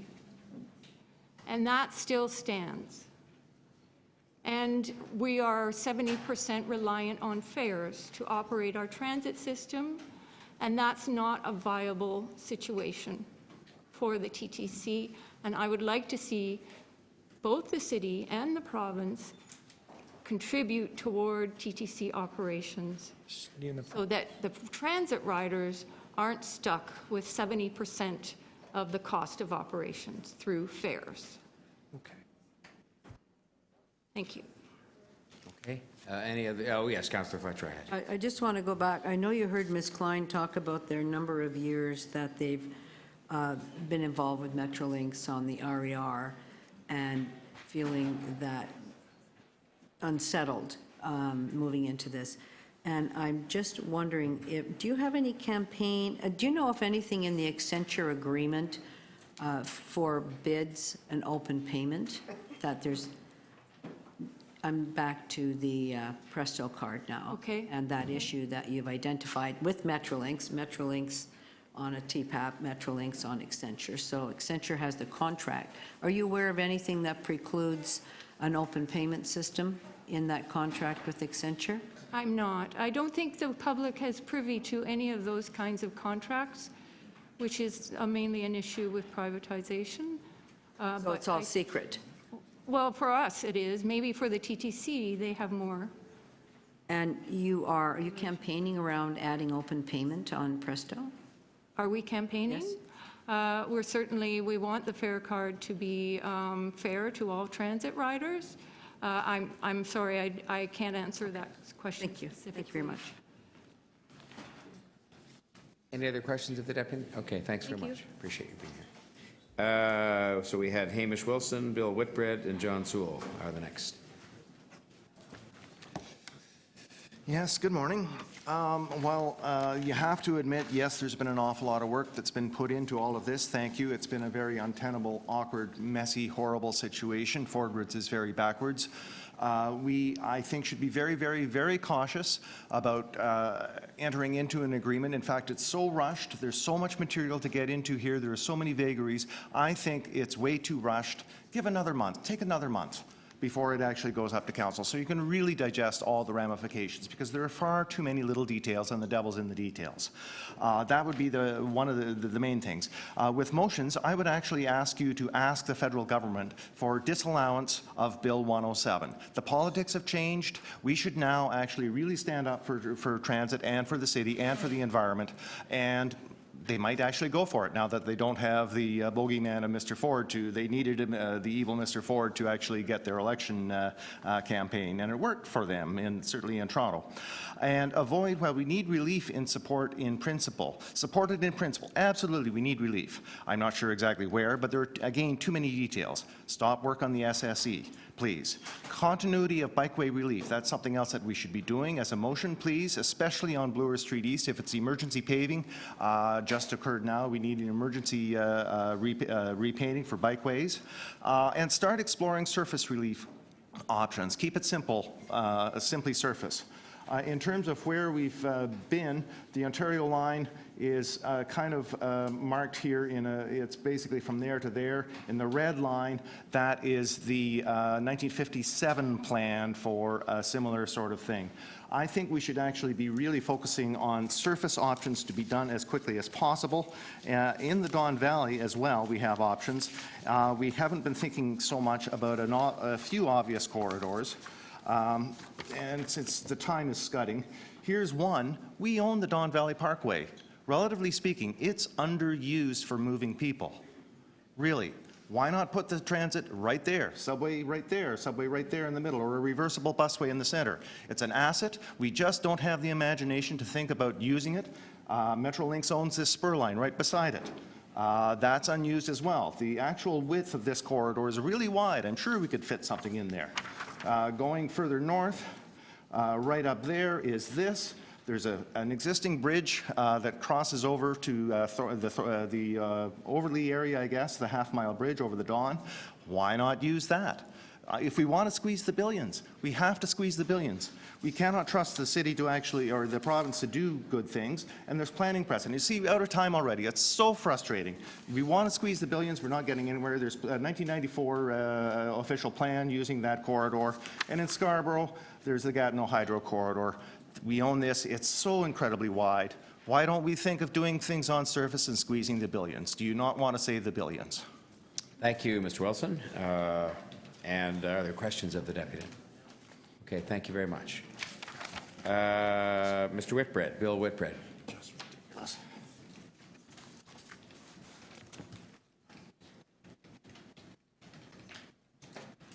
morning, sir.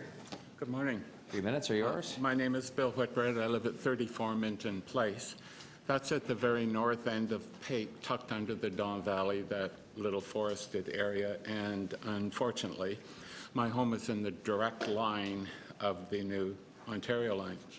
But I'm not opposed to public transit at all. I'm not even opposed to the Ontario line, which unfortunately may expropriate my house. But I do have 3 concerns. My first concern is the general process that's been going on. We in our neighborhood haven't been treated with openness and honesty. We were blindsided with the Premier's announcement on television. Never heard of anything like that before. And then later discovered on an email that somebody sent me that the line was going to come up my street and exit the valley underneath my house. My second concern comes from that, and that is the lack of information and the difficulty of getting information. I am part of the same group that Glenn Norris who spoke a minute ago, but I'm really here today to talk about me and sort of my personal reaction to this. There are no real plans aside from a Sharpie line drawn on a schematic map. And there don't seem to be any, certainly not public, studies, engineering, environmental, anything. So when we, as a beginning group, are trying to talk about things, in a sense, we don't even know what to talk about. There has basically been silence from above. That leads me to my third concern, and that's my most personal, and that's being in a state of helpless and anxiety-producing limbo while waiting for something. Given the fact that we don't know what, where, when, or how this line is, we're kind of left with 2 options. My husband and I have lived in this neighborhood for 40 years. So we have 2 options. One, we could sell our house now and avoid all this chaos. I'm 73 years old. But who would buy a house with a potentially pending expropriation hanging over it? So the second option is to wait for the expropriation and see what happens. But we're fully aware that this line may or may not be built. It may or may not follow the route. And then what if it takes 1 year, 2 years, 5 years, 10 years? Who knows? What if my health or my husband's changes and we have to move out of our house? then we're caught back in the first option again of who would buy it. So I'm sure that you can sense my frustration. It comes down to... I'll have to ask you to wrap up shortly. Okay, I can deal with what I know. I can't deal with what I don't know. What I would like from you and other politicians is to keep us in the loop, be honest with us, be open. Treat us with transparency. Someone in our little group said, we have the right as citizens to feel safe, secure, and respected, and at the moment, we don't feel that. Thank you for letting me have this time. Thank you, Mr. Whitbread. Are there questions of the deputy? Councillor Fletcher? You're really asking for some certainty and for regarding your equity, basically, your home. And if it's going to be expropriated, that let's know that now and make that happen so you're not sitting, I understand your personal circumstances. So that's really you're asking, we're not doing that TPAP, but for the city to make Metrolinx aware of these types of situations where people are basically, their assets are technically frozen at the moment. That's part of the conversation among people in our neighborhood, is that in the past, things have been on and off and changed so many times. And people are wondering, what is it that I do? Is this another one of these on-off things? How long is it going to take? 3 people in our neighborhood have put their houses up for sale already. And in talking to them, part of it is the uncertainty. And I know things take time, and I'm asking for opposites. I'm asking for studies and things like that, and then I'm asking for an answer. So I recognize that discrepancy. But we're caught.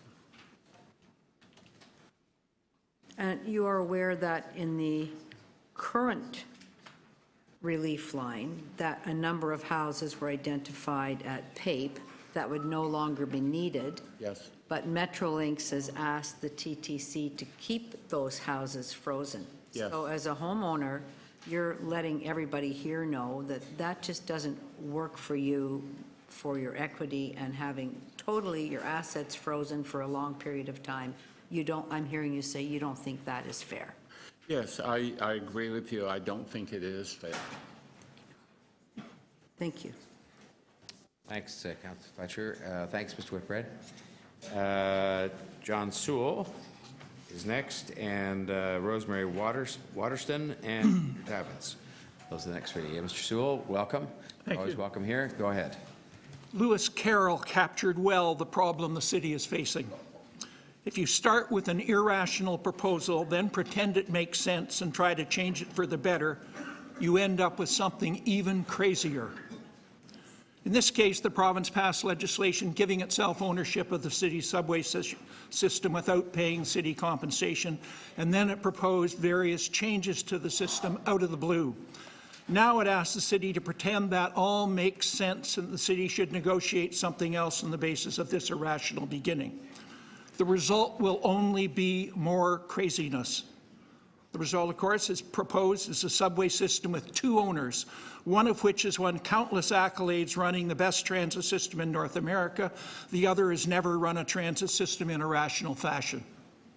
When I chaired the board of the Metro Toronto Housing Authority 30 years ago, I learned about the follies of provincial ownership. MTHA operated public housing owned by the province. If MTHA found an elevator wasn't working, it had to call the province to get it fixed. But since the province didn't care much about our operations, it didn't respond appropriately. Splitting ownership and operation was craziness, as the residents of public housing knew firsthand. Why does the province want to own part of the subway system? Probably because it wants to use the public-private partnerships to build new parts of the system. But these partnerships add 10 to 15% of the cost without securing any benefits to the public. We can look at Presto on that one. The benefits are all to the private companies, and in this case, the extra cost to the public is in the order of $5 billion. Craziness. Further, some of the new parts the province wants to build don't make much sense either for transit. Worse, the province can't be trusted. It can sign an agreement, but then it can pass legislation ripping that agreement in pieces, as it has done. It can change policy and funding overnight, as is done too many times in the last year. It does not act predictably or rationally. If the province wanted to improve transit in Toronto, it would immediately endorse two principles. The ownership of the subway system will be in one public body, the TTC, which has won all the prizes for being an excellent transit operator and owner. Second, it would ensure the TTC has the funds necessary to operate and expand the transit system in Toronto to serve the people of Toronto and the GTA well. Those two principles should be the foundation of anything the city does. Until the province agrees to these principles, the city should refuse to try to negotiate about the province's irrational proposal.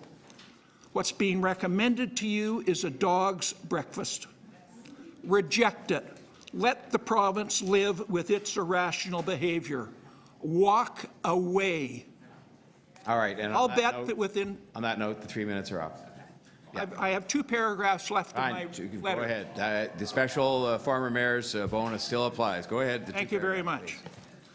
I'll walk away. I'll bet that within 3 or 4 months the province will realize it made a bad mistake with its irrational proposal to take ownership of the subway system and to make changes to it out of the blue. As it has done with so many of its crazy proposals, autism funding, cutting non-teaching staff, public health funding, restructuring the health system, lying about the size of the deficit, and on, it will then retreat. At that point, it may make sense to enter into discussions. Stop treating the province as though it is acting rationally. There is no downside to rejecting the proposal before you. Only by walking away can the city ensure that it protects the city's transit system. Thank you. Thank you, sir. All right. Any questions of the deputy? Okay. Thanks very much. Rosemary Waterston, Peter Tabbins, Darcy Garand. Okay. Just wait. Morning.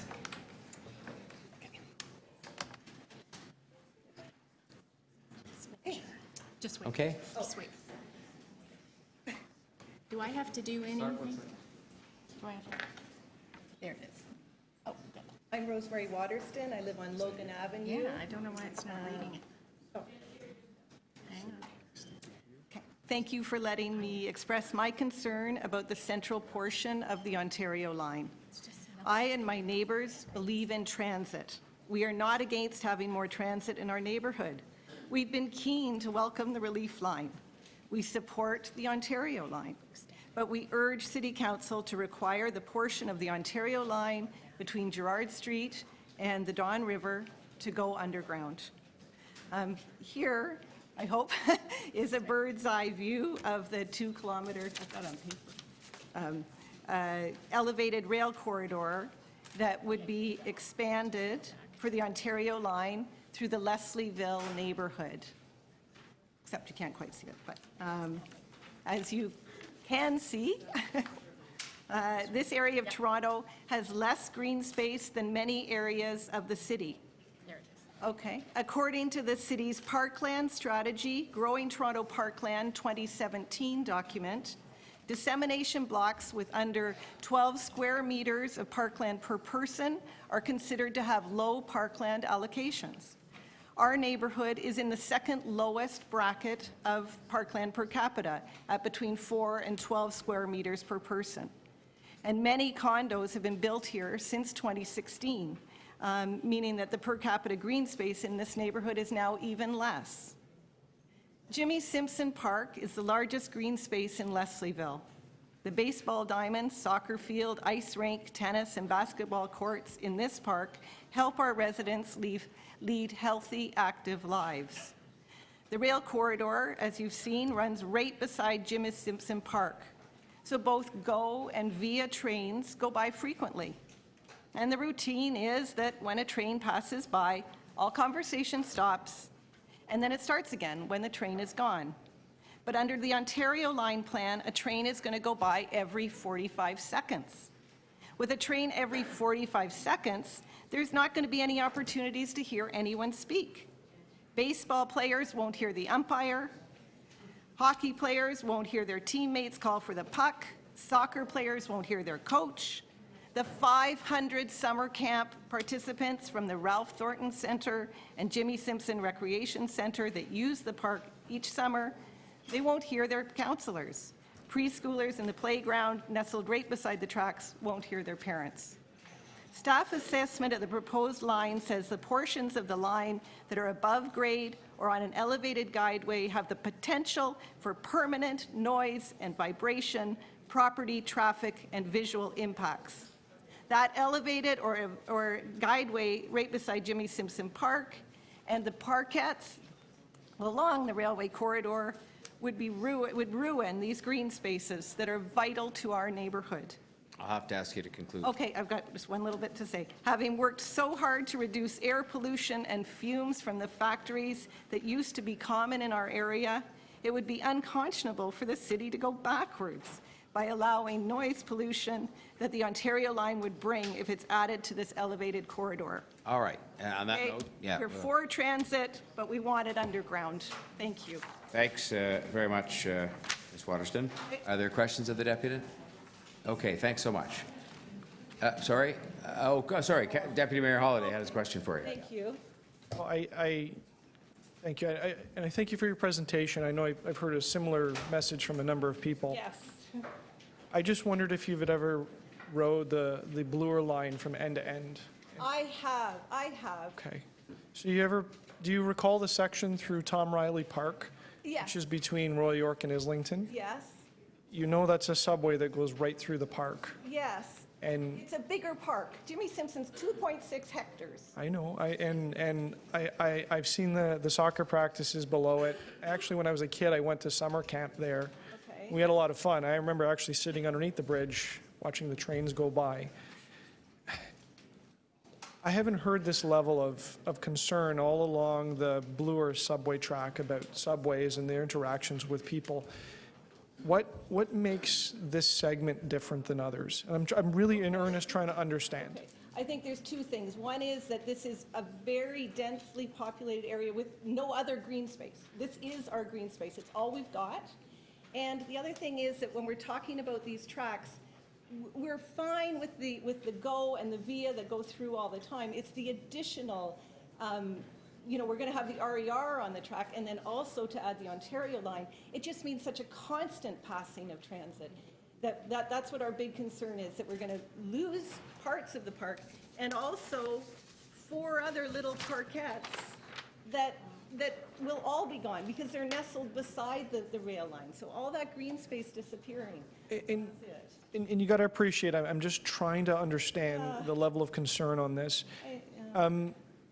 Do you think that the Ontario line will be louder or more disruptive than the GO trains? Like I saw a video earlier of a diesel. No, I mean, Okay, I fair know enough. They're saying electric, they're saying quiet, but we don't know that that's really what will happen. All right.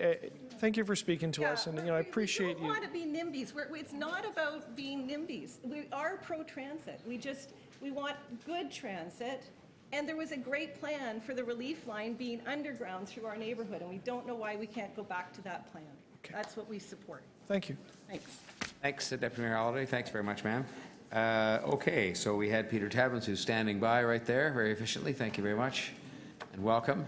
Always nice to welcome a member of the legislature to visit with us here. Thank you. Thank you, Mayor Tory. Good morning, Mayor and members of the Executive Committee. If I could have this slide just come up on the screen. I'm Peter Tabbins. I'm the MPP for Toronto Danforth. And as many of you are well aware, I believe the city needs to build transit. I think it needs to build it now, but it needs to build it right. You're dealing today with a transit deal. It's on the table before you. And this is a deal that has many risks, and I don't think I'll have enough time to go into all of those risks. But I also know at the same time that people in the city are desperate for transit. And I think I may be understating it. So even with those risks, I expect you'll probably accept this deal with its flaws and try to soften some of the harder edges. And today I want to talk about some of those hard edges, my concerns and the concerns of my constituents. The above-ground section of the Ontario line from Gerrard down to Eastern Avenue runs through a very densely populated area. And as many deputies have said before, we are facing a substantial uptick in the number of GO trains going through.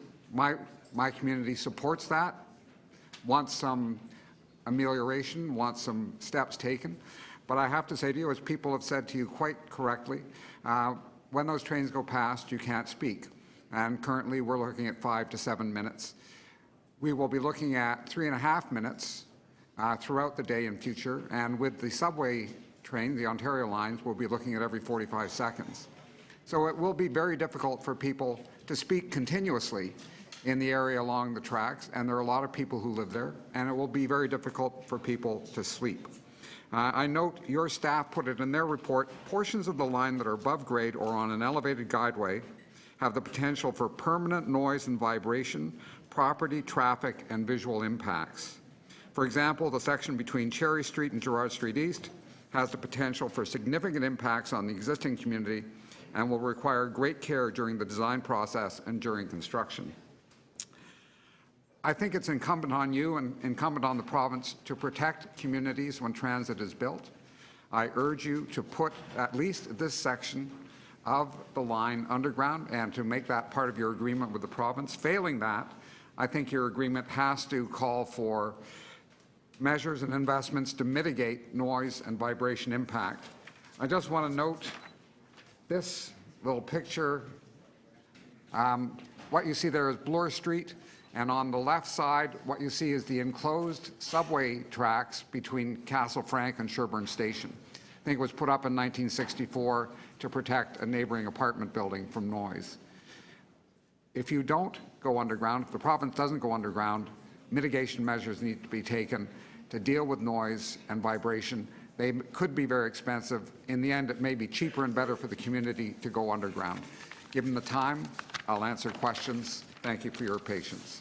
I was just thinking I was prepared to give you the former councillor bonus and the MPP bonus, which would have together probably exceeded the former mayor's bonus, but you didn't. You took 3 minutes and 4 seconds. So, and I'm grateful for the admirable discipline. Thank you very much. Councillor Fletcher had a question for you in any event. Just quickly, that is the line to Bloor line, and that is an enclosed part of the subway. Yeah, many people Line aren't 2? aware of it, but actually when you go from Sherbourne to Castle Frank, it is completely enclosed.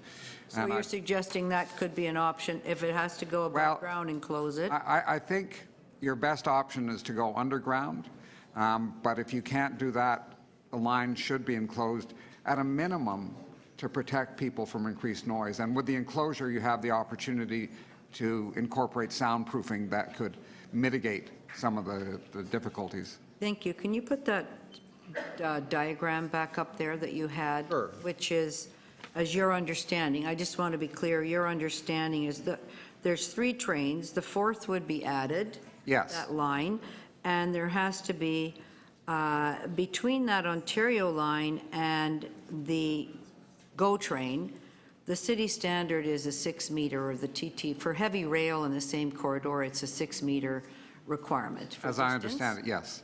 And then there's a 3.5 meter requirement between rail and neighboring residential. Again, as I understand it, correct. So that would be, and this is without any mitigating walls such as one of the deputants showed us, which would have to be built on between the house and the actual track itself. So I think, would you like me to ask make sure that your computations are correct? I'm happy if you ask staff to comment on that. I will. And can you tell me if you've been frustrated along with your constituents and my constituents, but with Metrolinx on the RER design and how well they've listened and how quick and responsive they've been to community concerns around noise and vibration, has that been a success, or is that a very, in your opinion, tell me? It's been very frustrating for me. It's been very frustrating for my constituents, but I want to speak briefly about openness. I asked the city after a public meeting in our riding, the cost of the consultation that you spent on doing the relief line. And within a few days, I got back a note saying cost of consultation was about $300,000, and then the cost overall of planning. I asked Metrolinx at the same time if I could have the cost of consultation on the Regional Express Rail. It took 2 weeks, 3 weeks. I got back a note saying you have to file Freedom of Information. I filed Freedom of Information. To get the same information that the city gave me in 2 paragraphs, I have to spend $2,000 for the documents.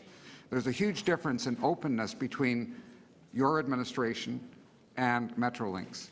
And in terms of the public being able to hold a corporation, a public corporation, to account, that is completely unacceptable. Thank you very much. Thank you very much, both of you. Any other questions of Mr. Tabbins? Okay, thanks very much. Thank you. So the next 3, Darcy Garand, Brian Kelsey, and Rob Cardno. Good morning. Good morning. Thank you for being here. Thank you, Mayor Tory, members of the Executive Committee. I'm here today to ask that you approve the Ontario line only under the condition that it is built underground from East Harbour to Gerrard. I'm an avid TTC user. I support transit expansion, and I am pleased to see that the Ontario line will reach underserved communities. That's very important. But there are several issues with the above-ground section of the track from Eastern to Gerrard, as pointed out in the city's own report. None more important than public health. I live in Riverdale, next to a narrow portion of the corridor that abuts playgrounds, restaurant patios, seniors' residence, a nunnery, children's bedroom windows. My home is 17 feet from the rail corridor. A question was asked earlier about how close is too close. 17 feet is 3.5 of my arm distances. We have neighbors who live even closer. Noise is already a constant in our lives. I have never taken my son into the backyard because with noise measured over 80 decibels, I am genuinely concerned what a passing train might do to his eardrums. If we happen to be at Tiverton Ave Parquet when a train blows its horn, my son breaks into tears because the sound is so loud it's frightening. If this sound gets any worse, I am worried that families like mine will stop using this park, and let me tell you that this park was just invested in by the city 2 years ago. An above-ground Ontario line will bring an exponential increase in noise, vibration, train horns, bright lights. Once we factor in noise from overnight construction and maintenance, which is inevitable with the RER project Ontario line, 6 lanes of traffic, noise is going to be 24/7 in our neighborhood. The World Health Organization has recently called the noise pollution a threat to public health, linking it to many health issues, including stress, anxiety, cognitive impairment, tinnitus, cardiovascular disease.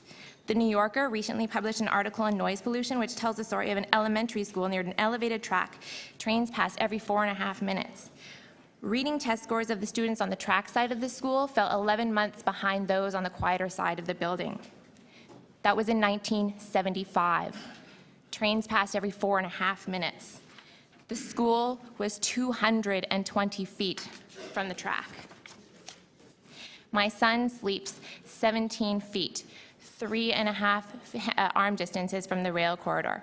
Trains will pass not every 4.5 minutes, every 45 seconds. A near constant rumbling on the Ontario line, in addition to increased via and go train traffic that is already planned through this narrow stretch of the corridor, is going to jeopardize the well-being of families. Sleep will be disturbed, children will stop using parks, seniors who live next to me will stop going outside to avoid the noise, full stop. Mayor Tory, I know that you understand the link between noise and quality of life. Just this past month, new city bylaws came into effect because of the issue of noise that you raised in our city, and I thank you for that. The time to act on this issue is right now, because I'm afraid community consultation is going to be too late. It will not be enough.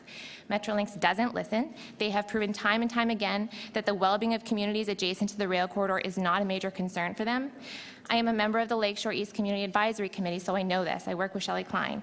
I have meeting minutes and emails full of empty promises to prove this fact. So please, do not let our hopes, our concerns fall on deaf ears again. I urge you to approve the Ontario line only with the condition that it is built underground from East Harbour to Gerrard.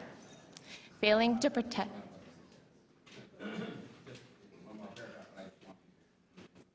That's it. Thank you. Would the CAC and your group be prepared to do a précis of asks and refusals from Metrolinx and some of the difficulties that you've had and provide that to me and the mayor and the city manager? Yes. I think that would be, thank you very much. Thank you. Thanks very much. We appreciate your time. Right then. We have next Brian Kelsey, and then Rob Cardno and Austin Spademan as the next three. Morning. Morning. Thank you, Mr. Mayor. I'm here as Vice President Policy for the Toronto Region Board of Trade, and it's important to start with congratulations because they're so richly deserved for Mayor Tory, his office, city councillors, and so many public servants at the TTC and City Hall. The result of your hard work is the best preliminary agreement one could hope for, given current financial, political, and infrastructural circumstances. And getting to a deal was critical. In other disputes with Queen's Park in the last few months, the city's goal was to defend the status quo. The status quo on transit was never going to be enough. Without the mayor and council's willingness to negotiate to secure a compromise, the city would be struggling to meet its own priorities alone. I've often believed that Toronto policymakers need to apply the all things being equal test to more of the objections we make to city ideas. And all things being equal, there were timeline and cost risks with every major capital project before it's fully tendered. The difference here is that the cost risks and timeline risks fall 100% with the province, which has far more capacity to attack those challenges. All things being equal, voting against this package because you would prioritize other important services like the waterfront or Scarborough LRTs doesn't get us to a point where we can build those projects any faster. In fact, as the mayor has noted earlier today, the opposite is true. All things being equal, there will be disruption in neighborhoods to build an urgently needed relief line, no matter which plan or route is chosen. And remember, one reason no one has yet raised for using more above-ground sections in Metrolinx's plan isn't money, it's construction speed, which is critical to meet the timelines we all want them to meet to deliver relief to our transit choke points. Much of this proposal is effectively an expansion of the Eglinton Crosstown model writ large, and this council has already endorsed this model in the past. And so, to Mr. Sewell's points, all things being equal, the Eglinton Crosstown and Finch lines already mean we have two owners for higher order transit infrastructure in the city already. You've crossed that line now. Here's what I, as a transit rider, will see on the other side of this deal. The proposed Ontario line configuration will provide more congestion relief at 5 transfer points than the 2 for the status quo plan. And that's not Toronto's fault. The limitation on a longer city relief line was always financing capacity. The province has far more of that capacity, and few premiers have parted with that capacity without conditions. The city has far less capacity, and this preliminary deal puts the province's financing capacity to work on what most of us agree is the city's highest transit priority. It finances other projects that were already on the city's books, and it opens city financing room for maintenance and surface level transit, which was not contemplated before. We're hearing strong support from members and allies in the business community. Hilary Marshall, a well-known vice president of the GTAA, even insisted I direct council's attention to the GTAA's own strong letter of support to make sure you saw it. We've heard similar enthusiasm from our friends in the BIA community, a couple of whom you'll be hearing from today. So for the sake of commuters across Toronto and the region, together we hope council endorses this plan decisively. Thank you.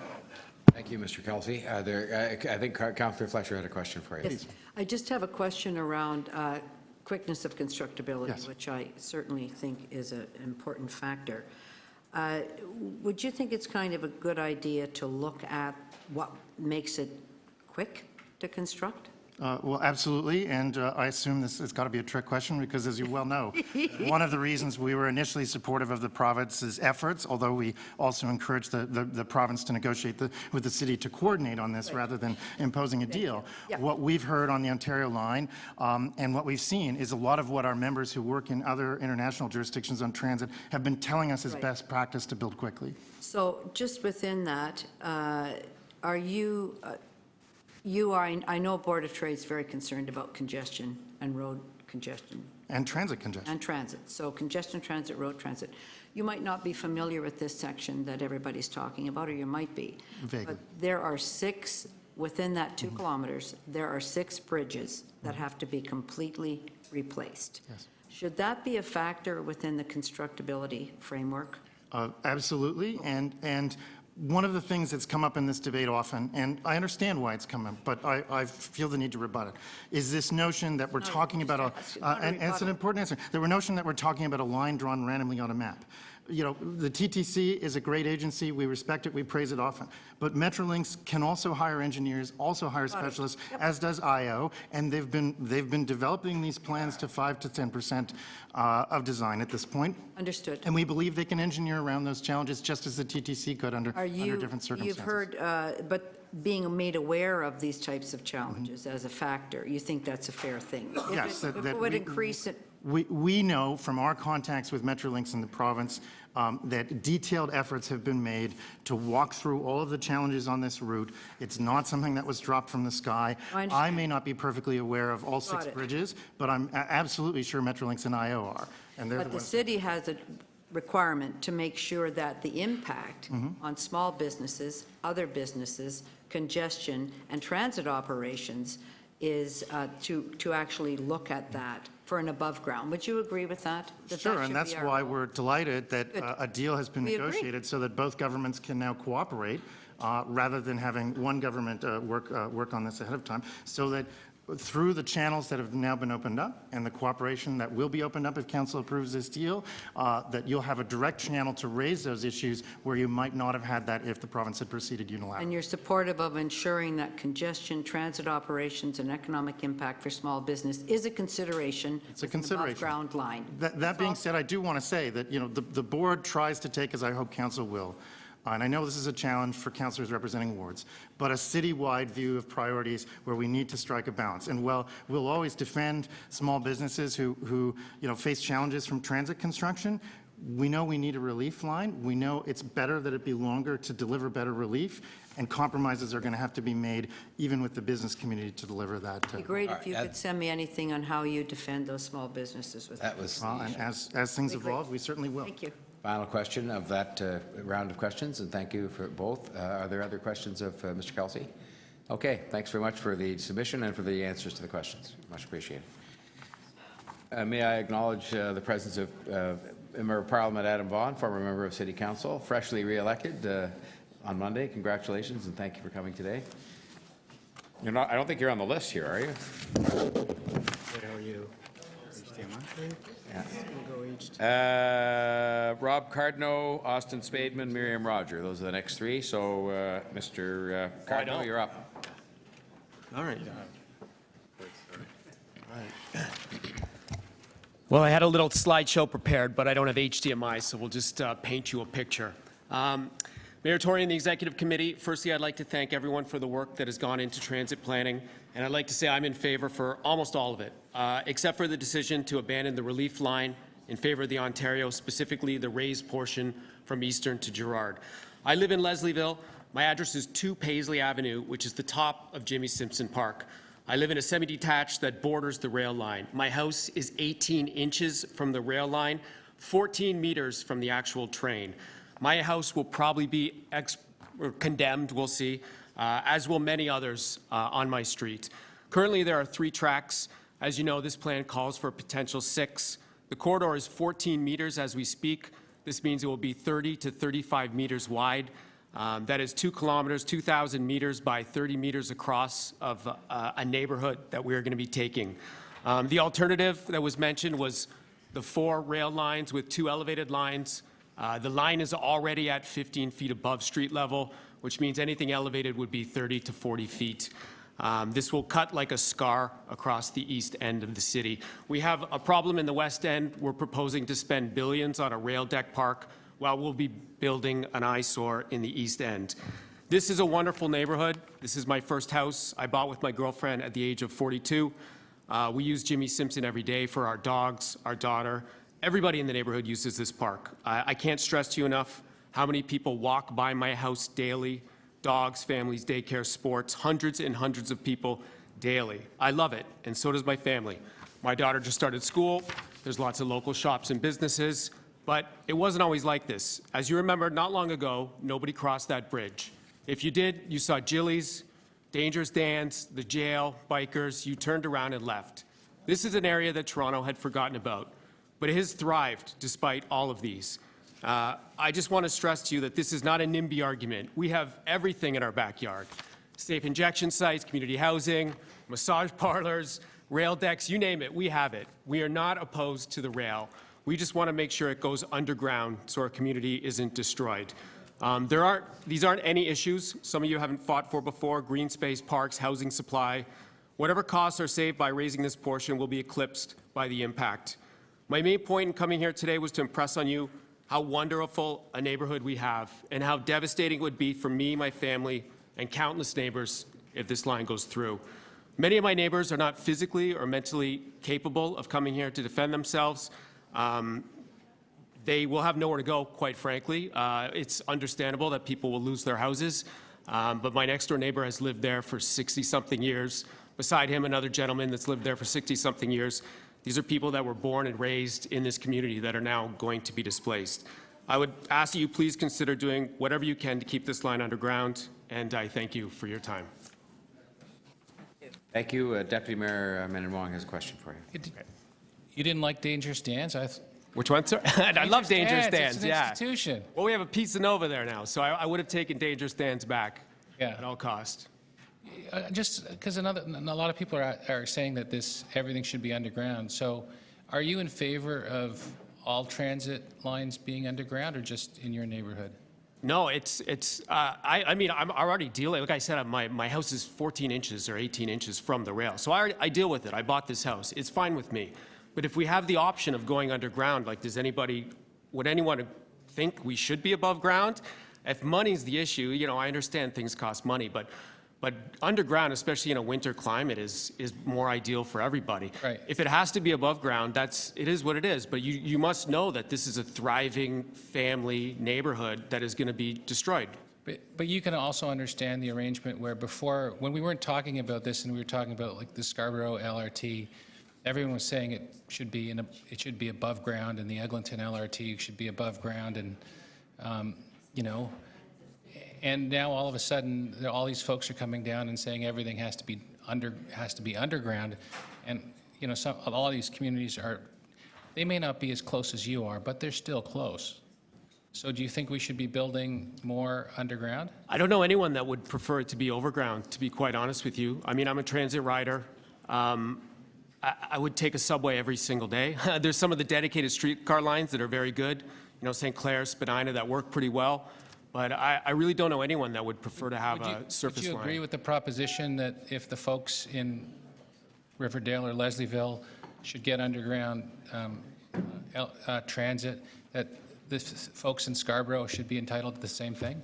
If it was up to me, everything would be underground, yes, of course. Thank you. That's great. Okay, yeah. Any other questions of this deputant? Okay, well, thank you very much, sir. Mr. Cardinal, we appreciate that very much. Next three, Austin Spademan, ABC residents, Miriam Roger, and Janice Solomon. Hey. Morning. Good morning. So I'm here as a board member of the ABC Residents Association, which is an incorporated volunteer body that has been in existence since 1957. We represent the interests of residents who live in the area between Yonge Street and Avenue Road and Bloor Street to the CPR rail tracks. ABC has a long history of advocating for better planning and development in the City of Toronto, and I think Greg, he's gone, but I think he would back us up on that point. The Ontario line, while not directly in our traditional boundaries, will impact our residents and thousands of other Torontonians, and it's imperative that we get it right. Excuse me one second. There's a hubbub that's going on in here. We just have the conversations kept to a minimum, and that includes my friend, Councillor Nunziata. Thank you. Busted. All right, please go ahead. Yeah, no problem. So we're in support of the Ontario line for three fundamental reasons. The first being optimization of speed and cost. And I've heard a lot of people get anxious about obscurity around the public-private partnership or P3 model that Metrolinx is proposing. But I just wanted to highlight some points that weren't explicitly outlined before, which is the advantages of a P3 model. So what you get with a public-private partnership is the ability to pick and choose the best off-the-rack technology already existing in the world.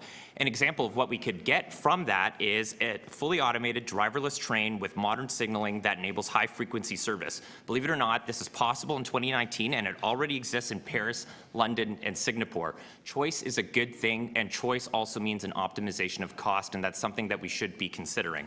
It's just putting on your business hat instead of your, hat of this is consistent with what I've seen before. So it's a good thing that we're looking at the P3 model, we believe. The second is capacity demands. Albeit there's skepticism as to how fast the Ontario line could be built, the fact of the matter is that by the time the original relief line would come to fruition, Line 1 would already be back at capacity. That's not good. That's planning for yesterday, not tomorrow, and a line with more stops and faster construction time seems better suited to meet the fundamental objective of congestion relief.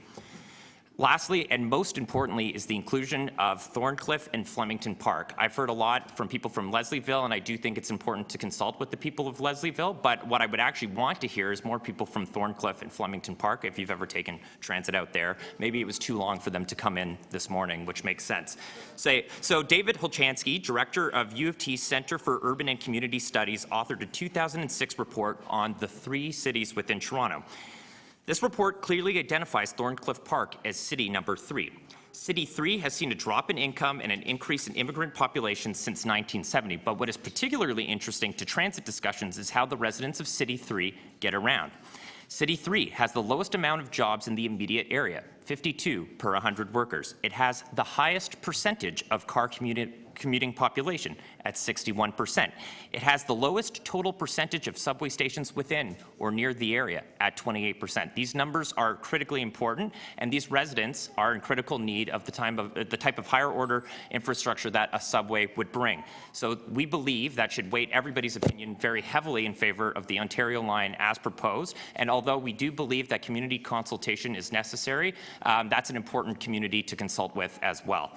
So we hope to see the City of Toronto endorse the Ontario line and continue the exciting momentum we've been seeing thus far. Thank you very much. Thank you. And Councillor Fletcher had a question for you. Hi. Hi. Great to have you here. You know a lot about in the report. I saw in the report that there's a suggestion that the trains that are being proposed on the Ontario line should be bigger in order to have more passengers. Well, okay, so when Can you tell me a little bit why you didn't mention that? Well, for sure. When we talk about the P3 model, the size of the trains are not yet determined, and what you're going to be able to do is look at different options. So, for example, we've been talking about a lot about noise and vibration, and if you talk to Metrolinx or read their blog, you can see that different types of tires on trains are an option in a P3 model. Right. That's not an option with the the relief line as it was originally proposed, and options means freedom of choice, and freedom of choice means compromise. I'm just talking about the line current configuration, not the old one, the one that you're talking about, that the train that's been selected, there's a concern that it won't have enough capacity or could have more passengers from the get-go if it was a different train. But maybe you didn't see that. No. I did see that. I believe, so I've been talking to Metrolinx to make sure my facts are correct, and I do believe it can meet the fundamental objective of the capacity needs of that line and would be fundamentally better than the relief line as originally planned. I'm not talking about the relief line. I'm talking about the train that would run on the Ontario line. So I will check with staff on that, just for I would just confirm that, Metrolinx can tender out, and there are options with regards to trains. I'm just not talking about the original line. I'm talking about the one you're talking about. No, I agree. I just don't think that's Where been... is ABC Residents Association? So it's Yonge to Avenue, Bloor to the CPR rail track, so Yorkville is what you might call it. Do you have, and you're aware that there's already 3 tracks, a 4th from RER, right, and 2 more. Do you think it's unreasonable that a community, perhaps it would be running through your community, would suggest that at least we look at an underground option rather than 6 tracks? Yes, I believe doubling community the number of tracks. Consultation is important, but I do believe that above ground options might be feasible depending on how we're able to tender the project. So I would want to see the options. It's not about the tendering, it's about the community impact. So if you have 3 lines existing with trains, then you add a 4th, which is the RER on the GO line, and now we add 2 more. I'm asking if that would, if that was your community, would you support saying, let's look at undergrounding that rather than have a doubling of the tracks through the community? I'm very interested in... No, I would certainly want options. So one option is, and let's talk about not so much the above ground versus below ground, but noise as an example. If you were able to secure, 50 decibels, I believe was mentioned before, if you were able to secure an above ground option that kept noise within a reasonable limit, the city maybe made some parkland remediations as a result of lost parkland from the development of that line. That is an option I, as a resident of that area, would consider. But as a residents association and hearing from residents, Yes. do you support their request that all options be looked at, including the undergrounding of this line? Yeah, absolutely. As all residents associations should be considered, but I want the city to look at this as at a macro level as well. This is the whole city impacted. Thorncliffe and Flemington Park are equally as important to the city Exactly. as Leslieville. All right. Would you think No, that no, 6 Councillor Fletcher. bridges- Sorry, Councillor. I told you it was the last question. Thank you very much. Okay.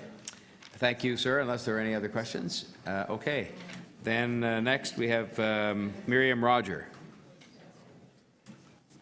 And we should introduce our other special guest here, Yes, let's see how this goes. starting early. Thank you. Okay, please go ahead. Mayor Tory and members of the Executive Committee, thank you for the opportunity to address you regarding the Ontario line, and thank you for your work and consideration of the relevant issues up to this point. My name is Miriam, and this is my son, Hadley. We live on Wardell Street, directly between Dundas and Queen. Our house is facing the current GO corridor with a distance of approximately 40 meters from our front door to the GO line. We bought our home last year, fully aware of the reality of living beside the GO tracks, and we knew about the plans for the RER. While the GO train noise is a constant in our lives, we love our neighborhood, and the benefits outweigh the positives, or the benefits outweigh the negatives. My family uses and relies on public transit and knows the great need for relief on the current system, as well as improved transit access for neighborhoods like Flemington and Thorncliffe. But the announcement of the Ontario line has us very concerned, and I wanted to let you know what things look like from my point of view, living across the street from these tracks. For the reasons I'm going to go through, I'm asking that you require Metrolinx to put the trains below ground between Gerrard and Eastern. Having read the province's initial business case and the city's report, I'm still unsure exactly where the new tracks and Leslieville station will go. Maybe sit on your bum, okay? Sit on your bum. We chose our house because despite being beside a train line, there is a beautiful green space on the other side of our street called Bruce McKee Park.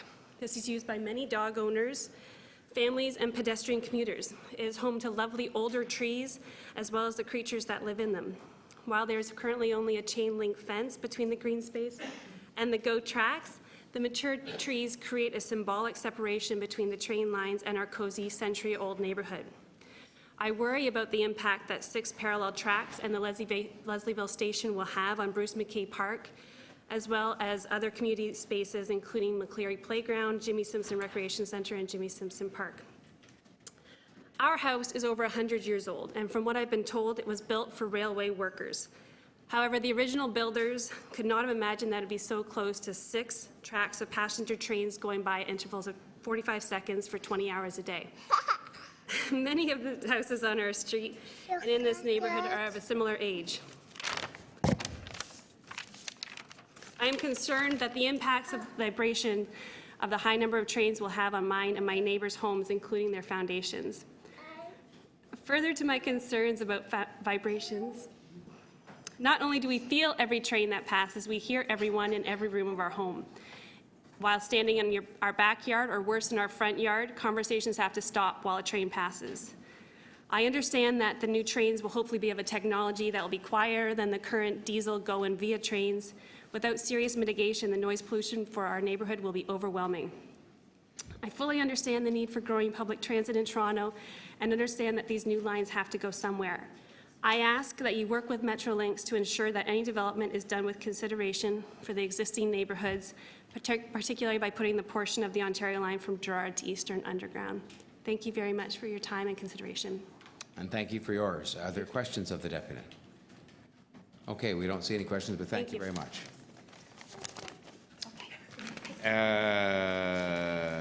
Janice Solomon, Desiree Bowes, and Lynn Patterson are the next 3. Solomon, good morning, welcome. Good morning. I'm Janice Solomon, and I'm here today on behalf of the Toronto Entertainment District Business Improvement Area. And I wanted to thank Mayor Tory for his recent public endorsement of the Toronto Ontario Transit Plan. We attended the provincial announcement on October 18th, and we are very pleased to hear from Minister Mulroney on her commitment to this congestion-busting plan. It is our hope that the transit plan report before the mayor, with the mayor's endorsement, will move seamlessly seamlessly between Executive Committee and Council, with the understanding that technical details, public input for the most appropriate plan implementation are still to be worked through.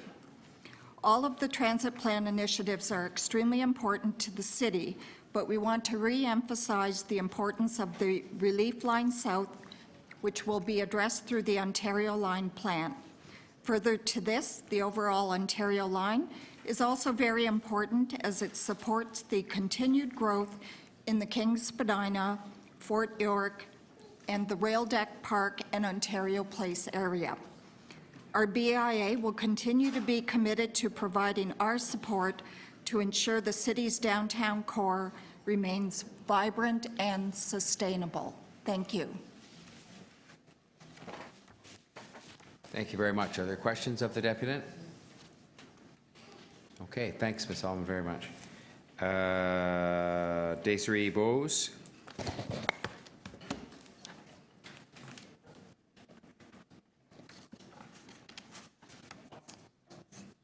Hello. Good morning, or good afternoon it is now, I guess. Yes, Thank I you for guess so. coming. We've crossed the threshold. You have 3 minutes. Okay. Yes.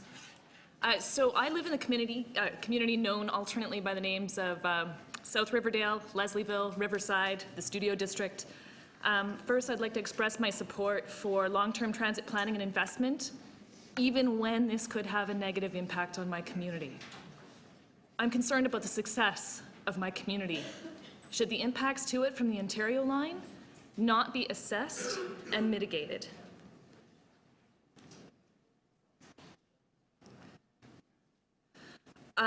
Access to green space and public health in the context of noise and vibration are foundational metrics of success of any community. This neighborhood currently only has half of the Toronto City average meter squared of parkland per person. The average is 28. This community falls between 4 and 12.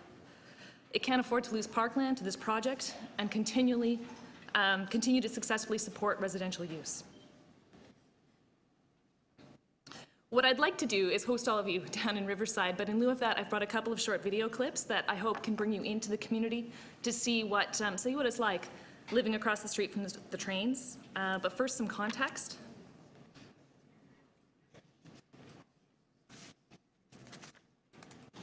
Sorry, I'm not sure why that's not coming up.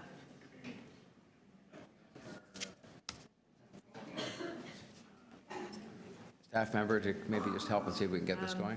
There we are. Our family and our entire community of friends and neighbors live our lives in this rectangle, bounded to the north by Gerrard Street, to the south by Eastern, to the east by Leslie, and to the west by Broadview Avenue.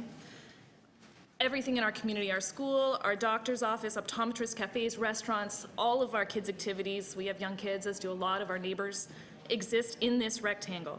It's our small town within Toronto. I've lived in other cities in Canada and abroad, and what keeps people living in and loving Toronto is its collection of walkable communities. The rail line cuts this community in half.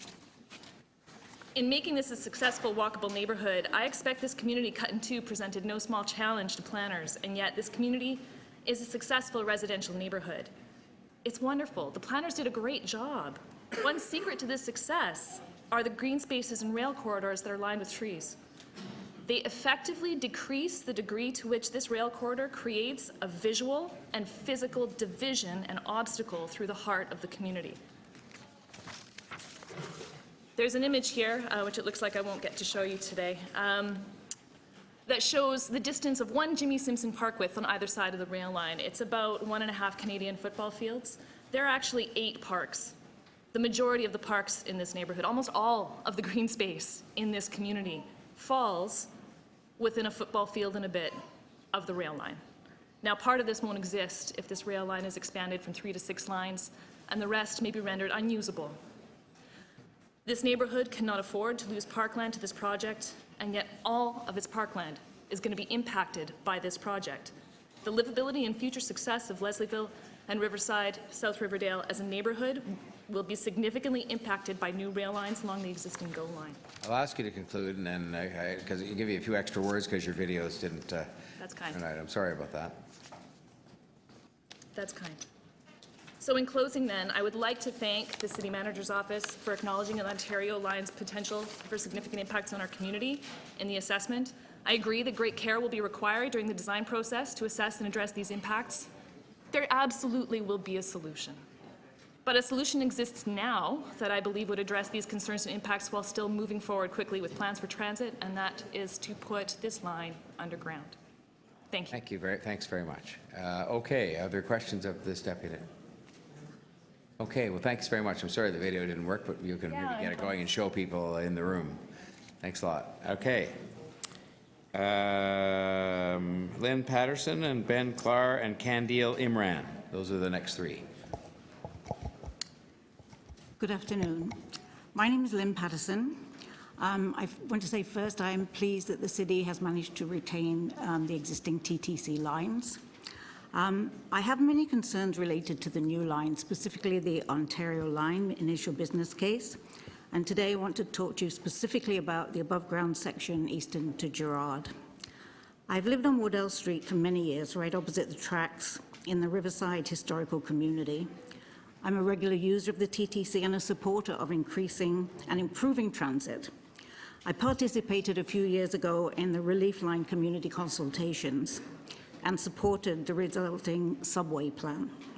So I was shocked recently to find it had been cancelled and replaced by a completely different plan. Many houses in this area date from the late 1800s, with significant historical buildings. Riverside is a vibrant residential neighborhood with many small businesses, retail stores, and professionals who work from their homes. Due to its unique features, it has been the location for many movies and TV series, including the beloved Degrassi Junior High. It is an area known for its livability, which I now fear is in jeopardy. We cannot assess the Ontario line without considering the Regional Express Rail, talked about as RER, because it's planned for the same corridor. I'm also a member of the Lakeshore East Community Advisory Committee for RER, so I am familiar with this plan. The corridor between Easton and Gerrard currently has three tracks, with a fourth planned as part of RER. But the Ontario line proposes an additional two, at grade, above ground, and possibly elevated if there is not space to put the tracks on side, like a skyway. So I know this has been hammered before, but it is a total of 6 tracks in this one small area. If they meet their service targets, the Ontario train line would be passing through this dense area every 45 seconds. And combined with the RER GO trains at every 3.5 minutes, this is a huge environmental impact of noise pollution and air quality. The potential damage to properties by vibration generated by several different types of trains passing constantly on a total of 6 tracks could be devastating. There is no justification for the proposed station at Queen and Degrassi. The location was thoroughly assessed during the relief line and did not meet the criteria for a relief station then. I'm glad to see the city manager's report identifies numerous challenges with the above ground section. So therefore, we urge the city to protect our community and to support building an Ontario line that works for everyone. It simply makes no sense to build the line above ground through a densely populated urban neighborhood. Toronto needs quality transit and quality neighborhoods. Thank you. Thank you very much. Are there questions of the deputy?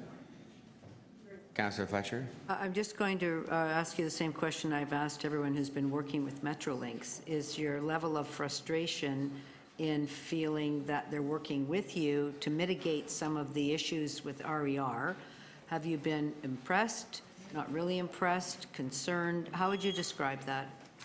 I would say very concerned, because as a committee we put in an awful lot of work to learn about a lot of these issues that are not our mode of expertise. And we put forward some very reasonable requests. For instance, we found places where on one stretch of street is entitled to a noise wall and the next is not, even though the conditions are no different.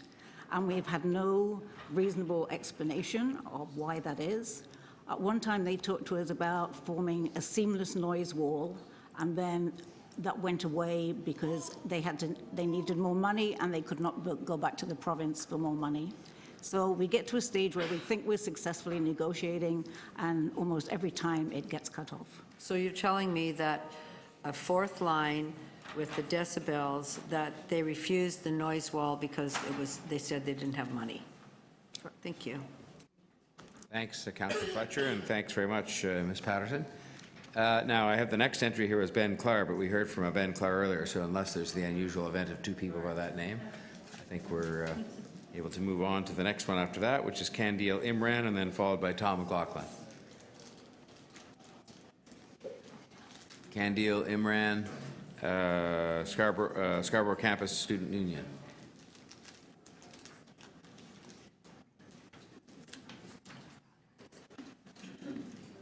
Good afternoon. So we've got 3 slots for 27, 31, and 32, and we'd rather just speak together. If Oh, that's okay fine. with you folks. Yeah, and we'll give you a little extra latitude if you need it on the time. So 27, that's Candiel, and then there's 29, Ahmad Aminallah. No. Kendall, 31, Chimilamo, Oh, I'm sorry, okay. and 32, Sarah Mohammed. Okay, thank you. Thanks very much. Go ahead. Thank you. So good afternoon, Executive Committee members. I'd like to thank the original caretakers of this land for allowing us to share and work on this unceded territory, and you folks today for giving us the opportunity to speak. My name is Chimilamo, and I'm a double major in neuroscience and psychology at the University of Toronto Scarborough, and I also serve as the president of the Scarborough Campus Students Union. Hello, everyone. So my name is Sarah Mohammed. I'm a 4th year doing a major in health studies and a double minor in psychology and city studies, and I'm the vice president campus life at the Scarborough Campus Students Union. Both myself and Chimmy are student representatives of the 14,000 undergraduate students at the University of Toronto Scarborough campus. We're here today to speak because we do not want you to approve a bad deal. We're asking you to keep transit in the hands of Torontonians. Prioritize people's needs and students' needs. This issue matters to me because as someone who commutes from the west end of Parkdale all the way to Scarborough, UTSC, it takes about an hour and a half to 2 hours one way to be able to access post-secondary education. This issue is personal, and it's also personal because as student representatives of our campus that is known to be a commuter campus, as well as has the largest percentage of OSAP-dependent students. Thousands of students are affected by your decision today. In the face of cuts to post-secondary education funding by the provincial government through the reduction of grants and increased loss of loans, students simply cannot afford to take further financial burden. As students, we want to expand our minds, not our debt. We want transit to stay public. If the Ontario line is built as a public-private partnership, where's the accountability to the people of Toronto? Premier Ford took Eglinton East and the waterfront LRTs off the map, and that is unacceptable. With the 3-stop Scarborough subway, I'd have to tell our students at UTSC that we would have to wait until 2029, but then forget about, myself and Chimmy. The first years, everybody would have already graduated. Personally, for me, it also takes about 2 hours to get to UTSC, so I take an average of 4 buses and a subway to get to campus. We're tired of Scarborough and transit riders in Scarborough not being prioritized, and that we know that our city can do better.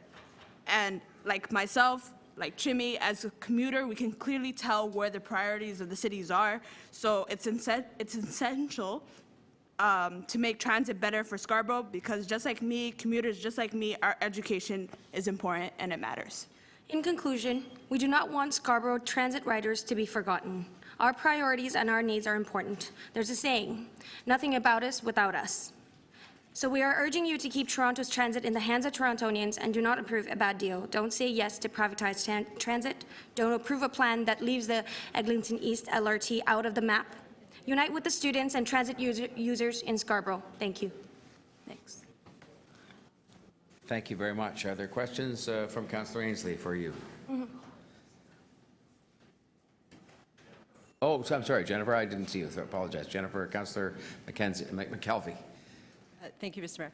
Thank you for coming in. I know you had a long commute to get down here. I won't ask you how old you are, but I am going to go on a limb and say... She lives downtown. that it was after 1985? Yes. Okay, so in 1985 was the last year that we had a public transit, major public transit corridor open in Scarborough, right? So would you like to see transit built in Scarborough in your lifetimes? Yes, please. And we know that you folks have also promised us transit in 2016, 2018, and we still haven't seen anything yet. So waiting on promises to be fulfilled. Yeah, we've been waiting a long time in Scarborough. And the Eglinton East LRT will have a stop at Scarborough campus, correct? So is that line really important to students? Maybe you could just speak a little bit to how important that line would be for you. Yeah, so I can speak on my personal experience. I would go from where I live, which is Ward 7, Humber River Creek area, go down to Eglinton West, take a bus to Eglinton East, and then Eglinton East to campus. So it would take my 2 hours to like at least an hour. It's not that great, but it's better than like how long I take to get to campus. And we've talked to students, a lot of people take about 2 hours to get to campus because it's a commuter campus. So anything helps, especially the Eglinton East LRT. It's something that we really want, like that we need, so we're advocating for it. Great. And sorry, I misspoke earlier. So you actually live downtown, but you go out to Scarborough, right? And so you come out to us every single day. Mm-hmm.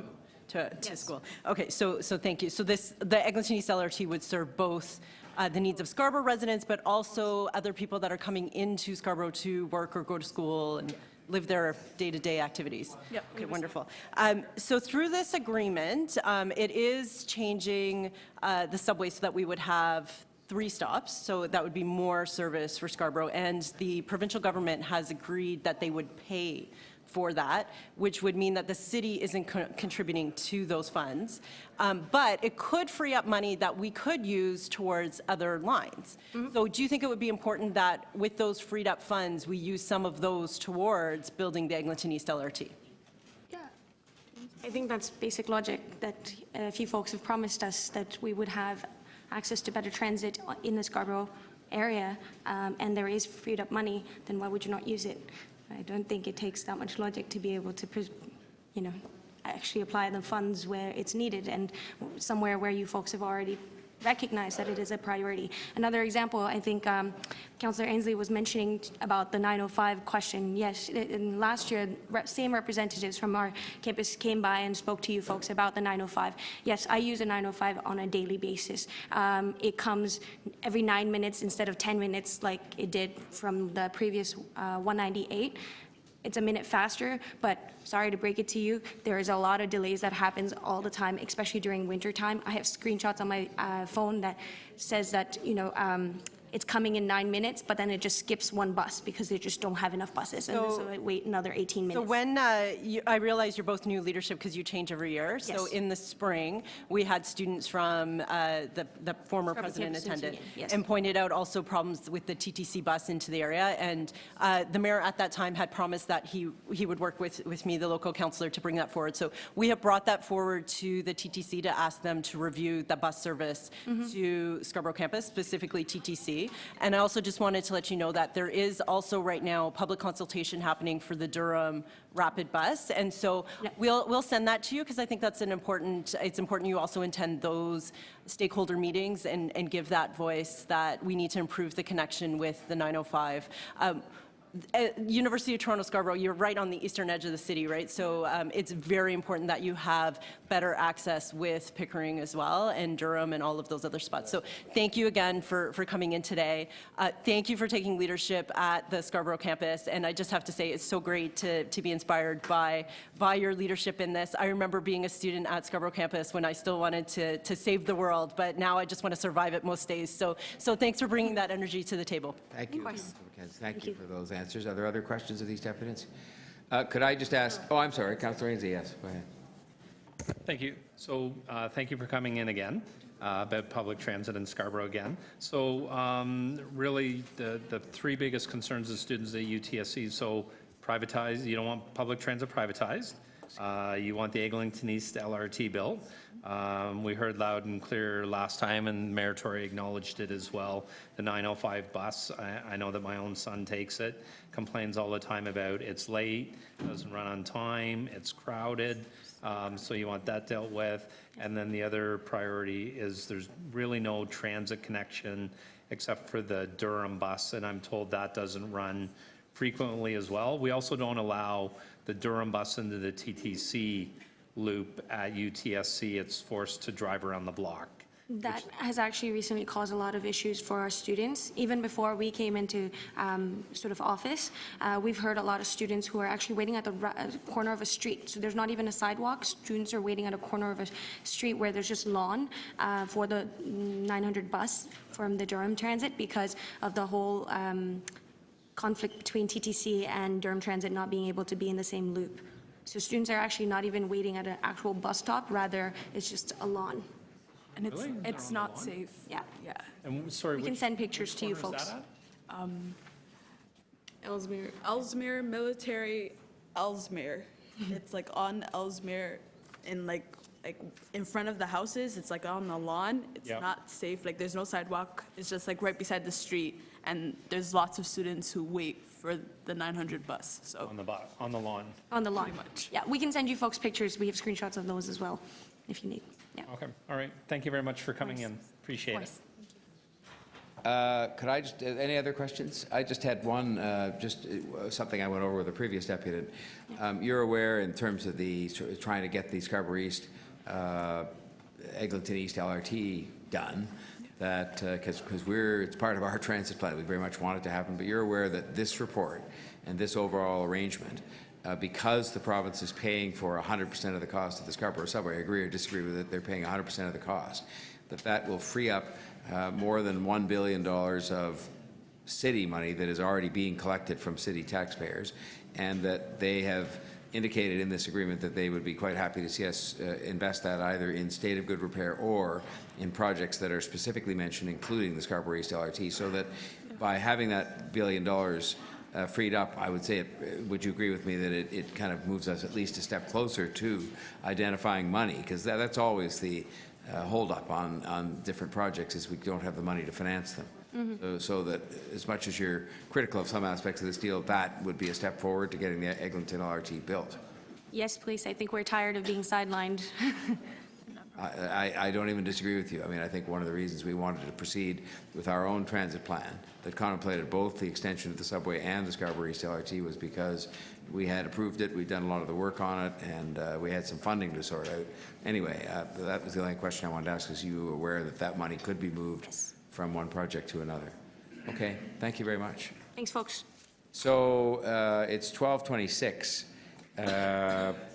And I guess we could hear one more person, and maybe I'll just get a motion now to extend through the end of this one deputation, because we'll have one more we can deal with before lunch. Moved by Deputy Mayor Thompson. All those in favor? Opposed? Carried. So we'll hear from Mr. McLaughlin. Tom McLaughlin. Is Tom McLaughlin here? Tom McLaughlin not here? Okay. Then we'll hear from Ahmad Amanullah. Is Mr. Amanullah here? Okay. Then that would leave us as our last deputy before lunch, Janet Rodriguez, Ethno-Racialized Disability Coalition, Ontario. Good afternoon. Thank you for being here. This chair is too low. So, good afternoon or morning, everybody. My name is Janet Rodriguez. I live in Etobicoke North, and for the last 16 years, I have been a user of the TTC Accessible Transportation Service, Wheeltrans. For the last 2 hours that I've sat here, I have not heard the following words: accessibility, access transportation, AODA, accessible standard on accessible transportation. And as I have read a few of the documents, those words are sorely missing. I have news. Money is important. Businesses focus on money. But why do we have cities? It's to live in them with quality. We're getting old. By 2026, people will be 80 years old, and we're getting older. With age comes disability. I'm here to represent, as I'm a board secretary for the Ethno-Racialized Disability Coalition of Ontario. This is also a member of the GTA Disability Coalition. I'm here today to ask you not to speed things for the sake of speeding. Fast doesn't mean access. Fast doesn't mean better. I'm concerned that if we follow the statistics that in 2018 were presented, they say that 1 in 5 people in Canada self-identified as a person with a disability. That is 20% of the population that will be left out, underserved, or out of the access of transportation, period. We know how hard it is for people with disability to find a job. We have the highest unemployment rate. One of the biggest barriers, no transportation that is accessible to get us to work. Access for education is another barrier just because we're disabled. And not having transportation for a student that is able-bodied, like the 2 students we just heard, for them, they describe it as a nightmare and a 2-hour ride. So we need to be mindful that what we're doing here, using provincial money, federal money, and city money, cannot go to build further barriers. That is the legislation in the province, and we need to honor that. Anyone working with and for projects of disability. I'm sorry, you have a question? Okay. You, please go ahead, ma'am. So I think this is important, and I would like everyone's attention. You all are getting old and disabled eventually, so please listen.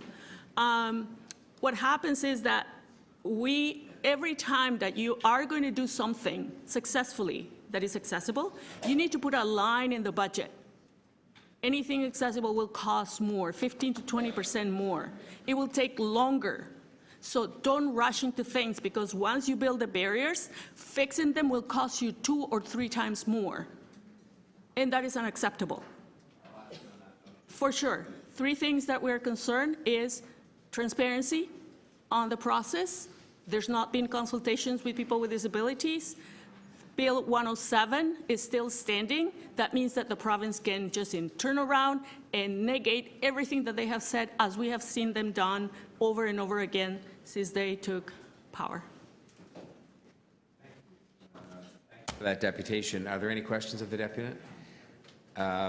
May I just ask you one, which is that you are aware that if we or they are to build anything today in 2019 or going forward, it has to be AOD compliant? Because I agree with you, there's not much mention in the report, but that's based on the assumption legally that today, if we were to build it starting tomorrow morning, it has to be AOD compliant from day one.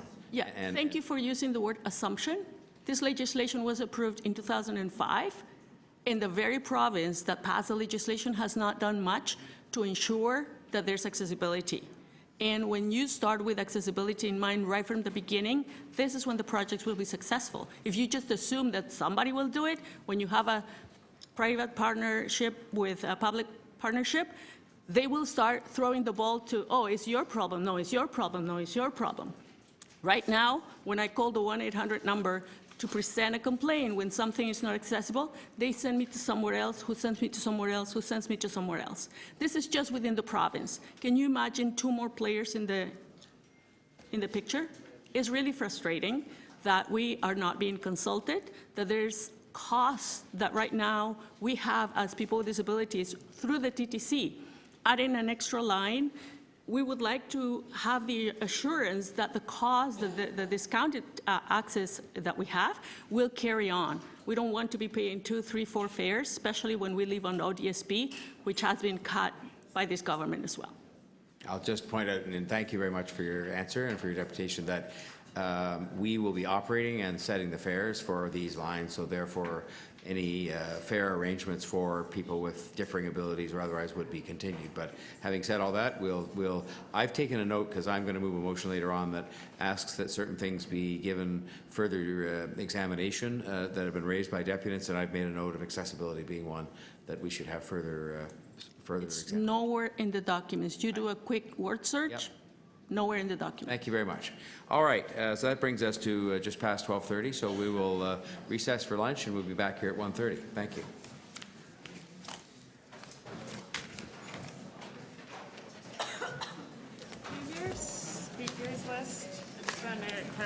this person has now gone.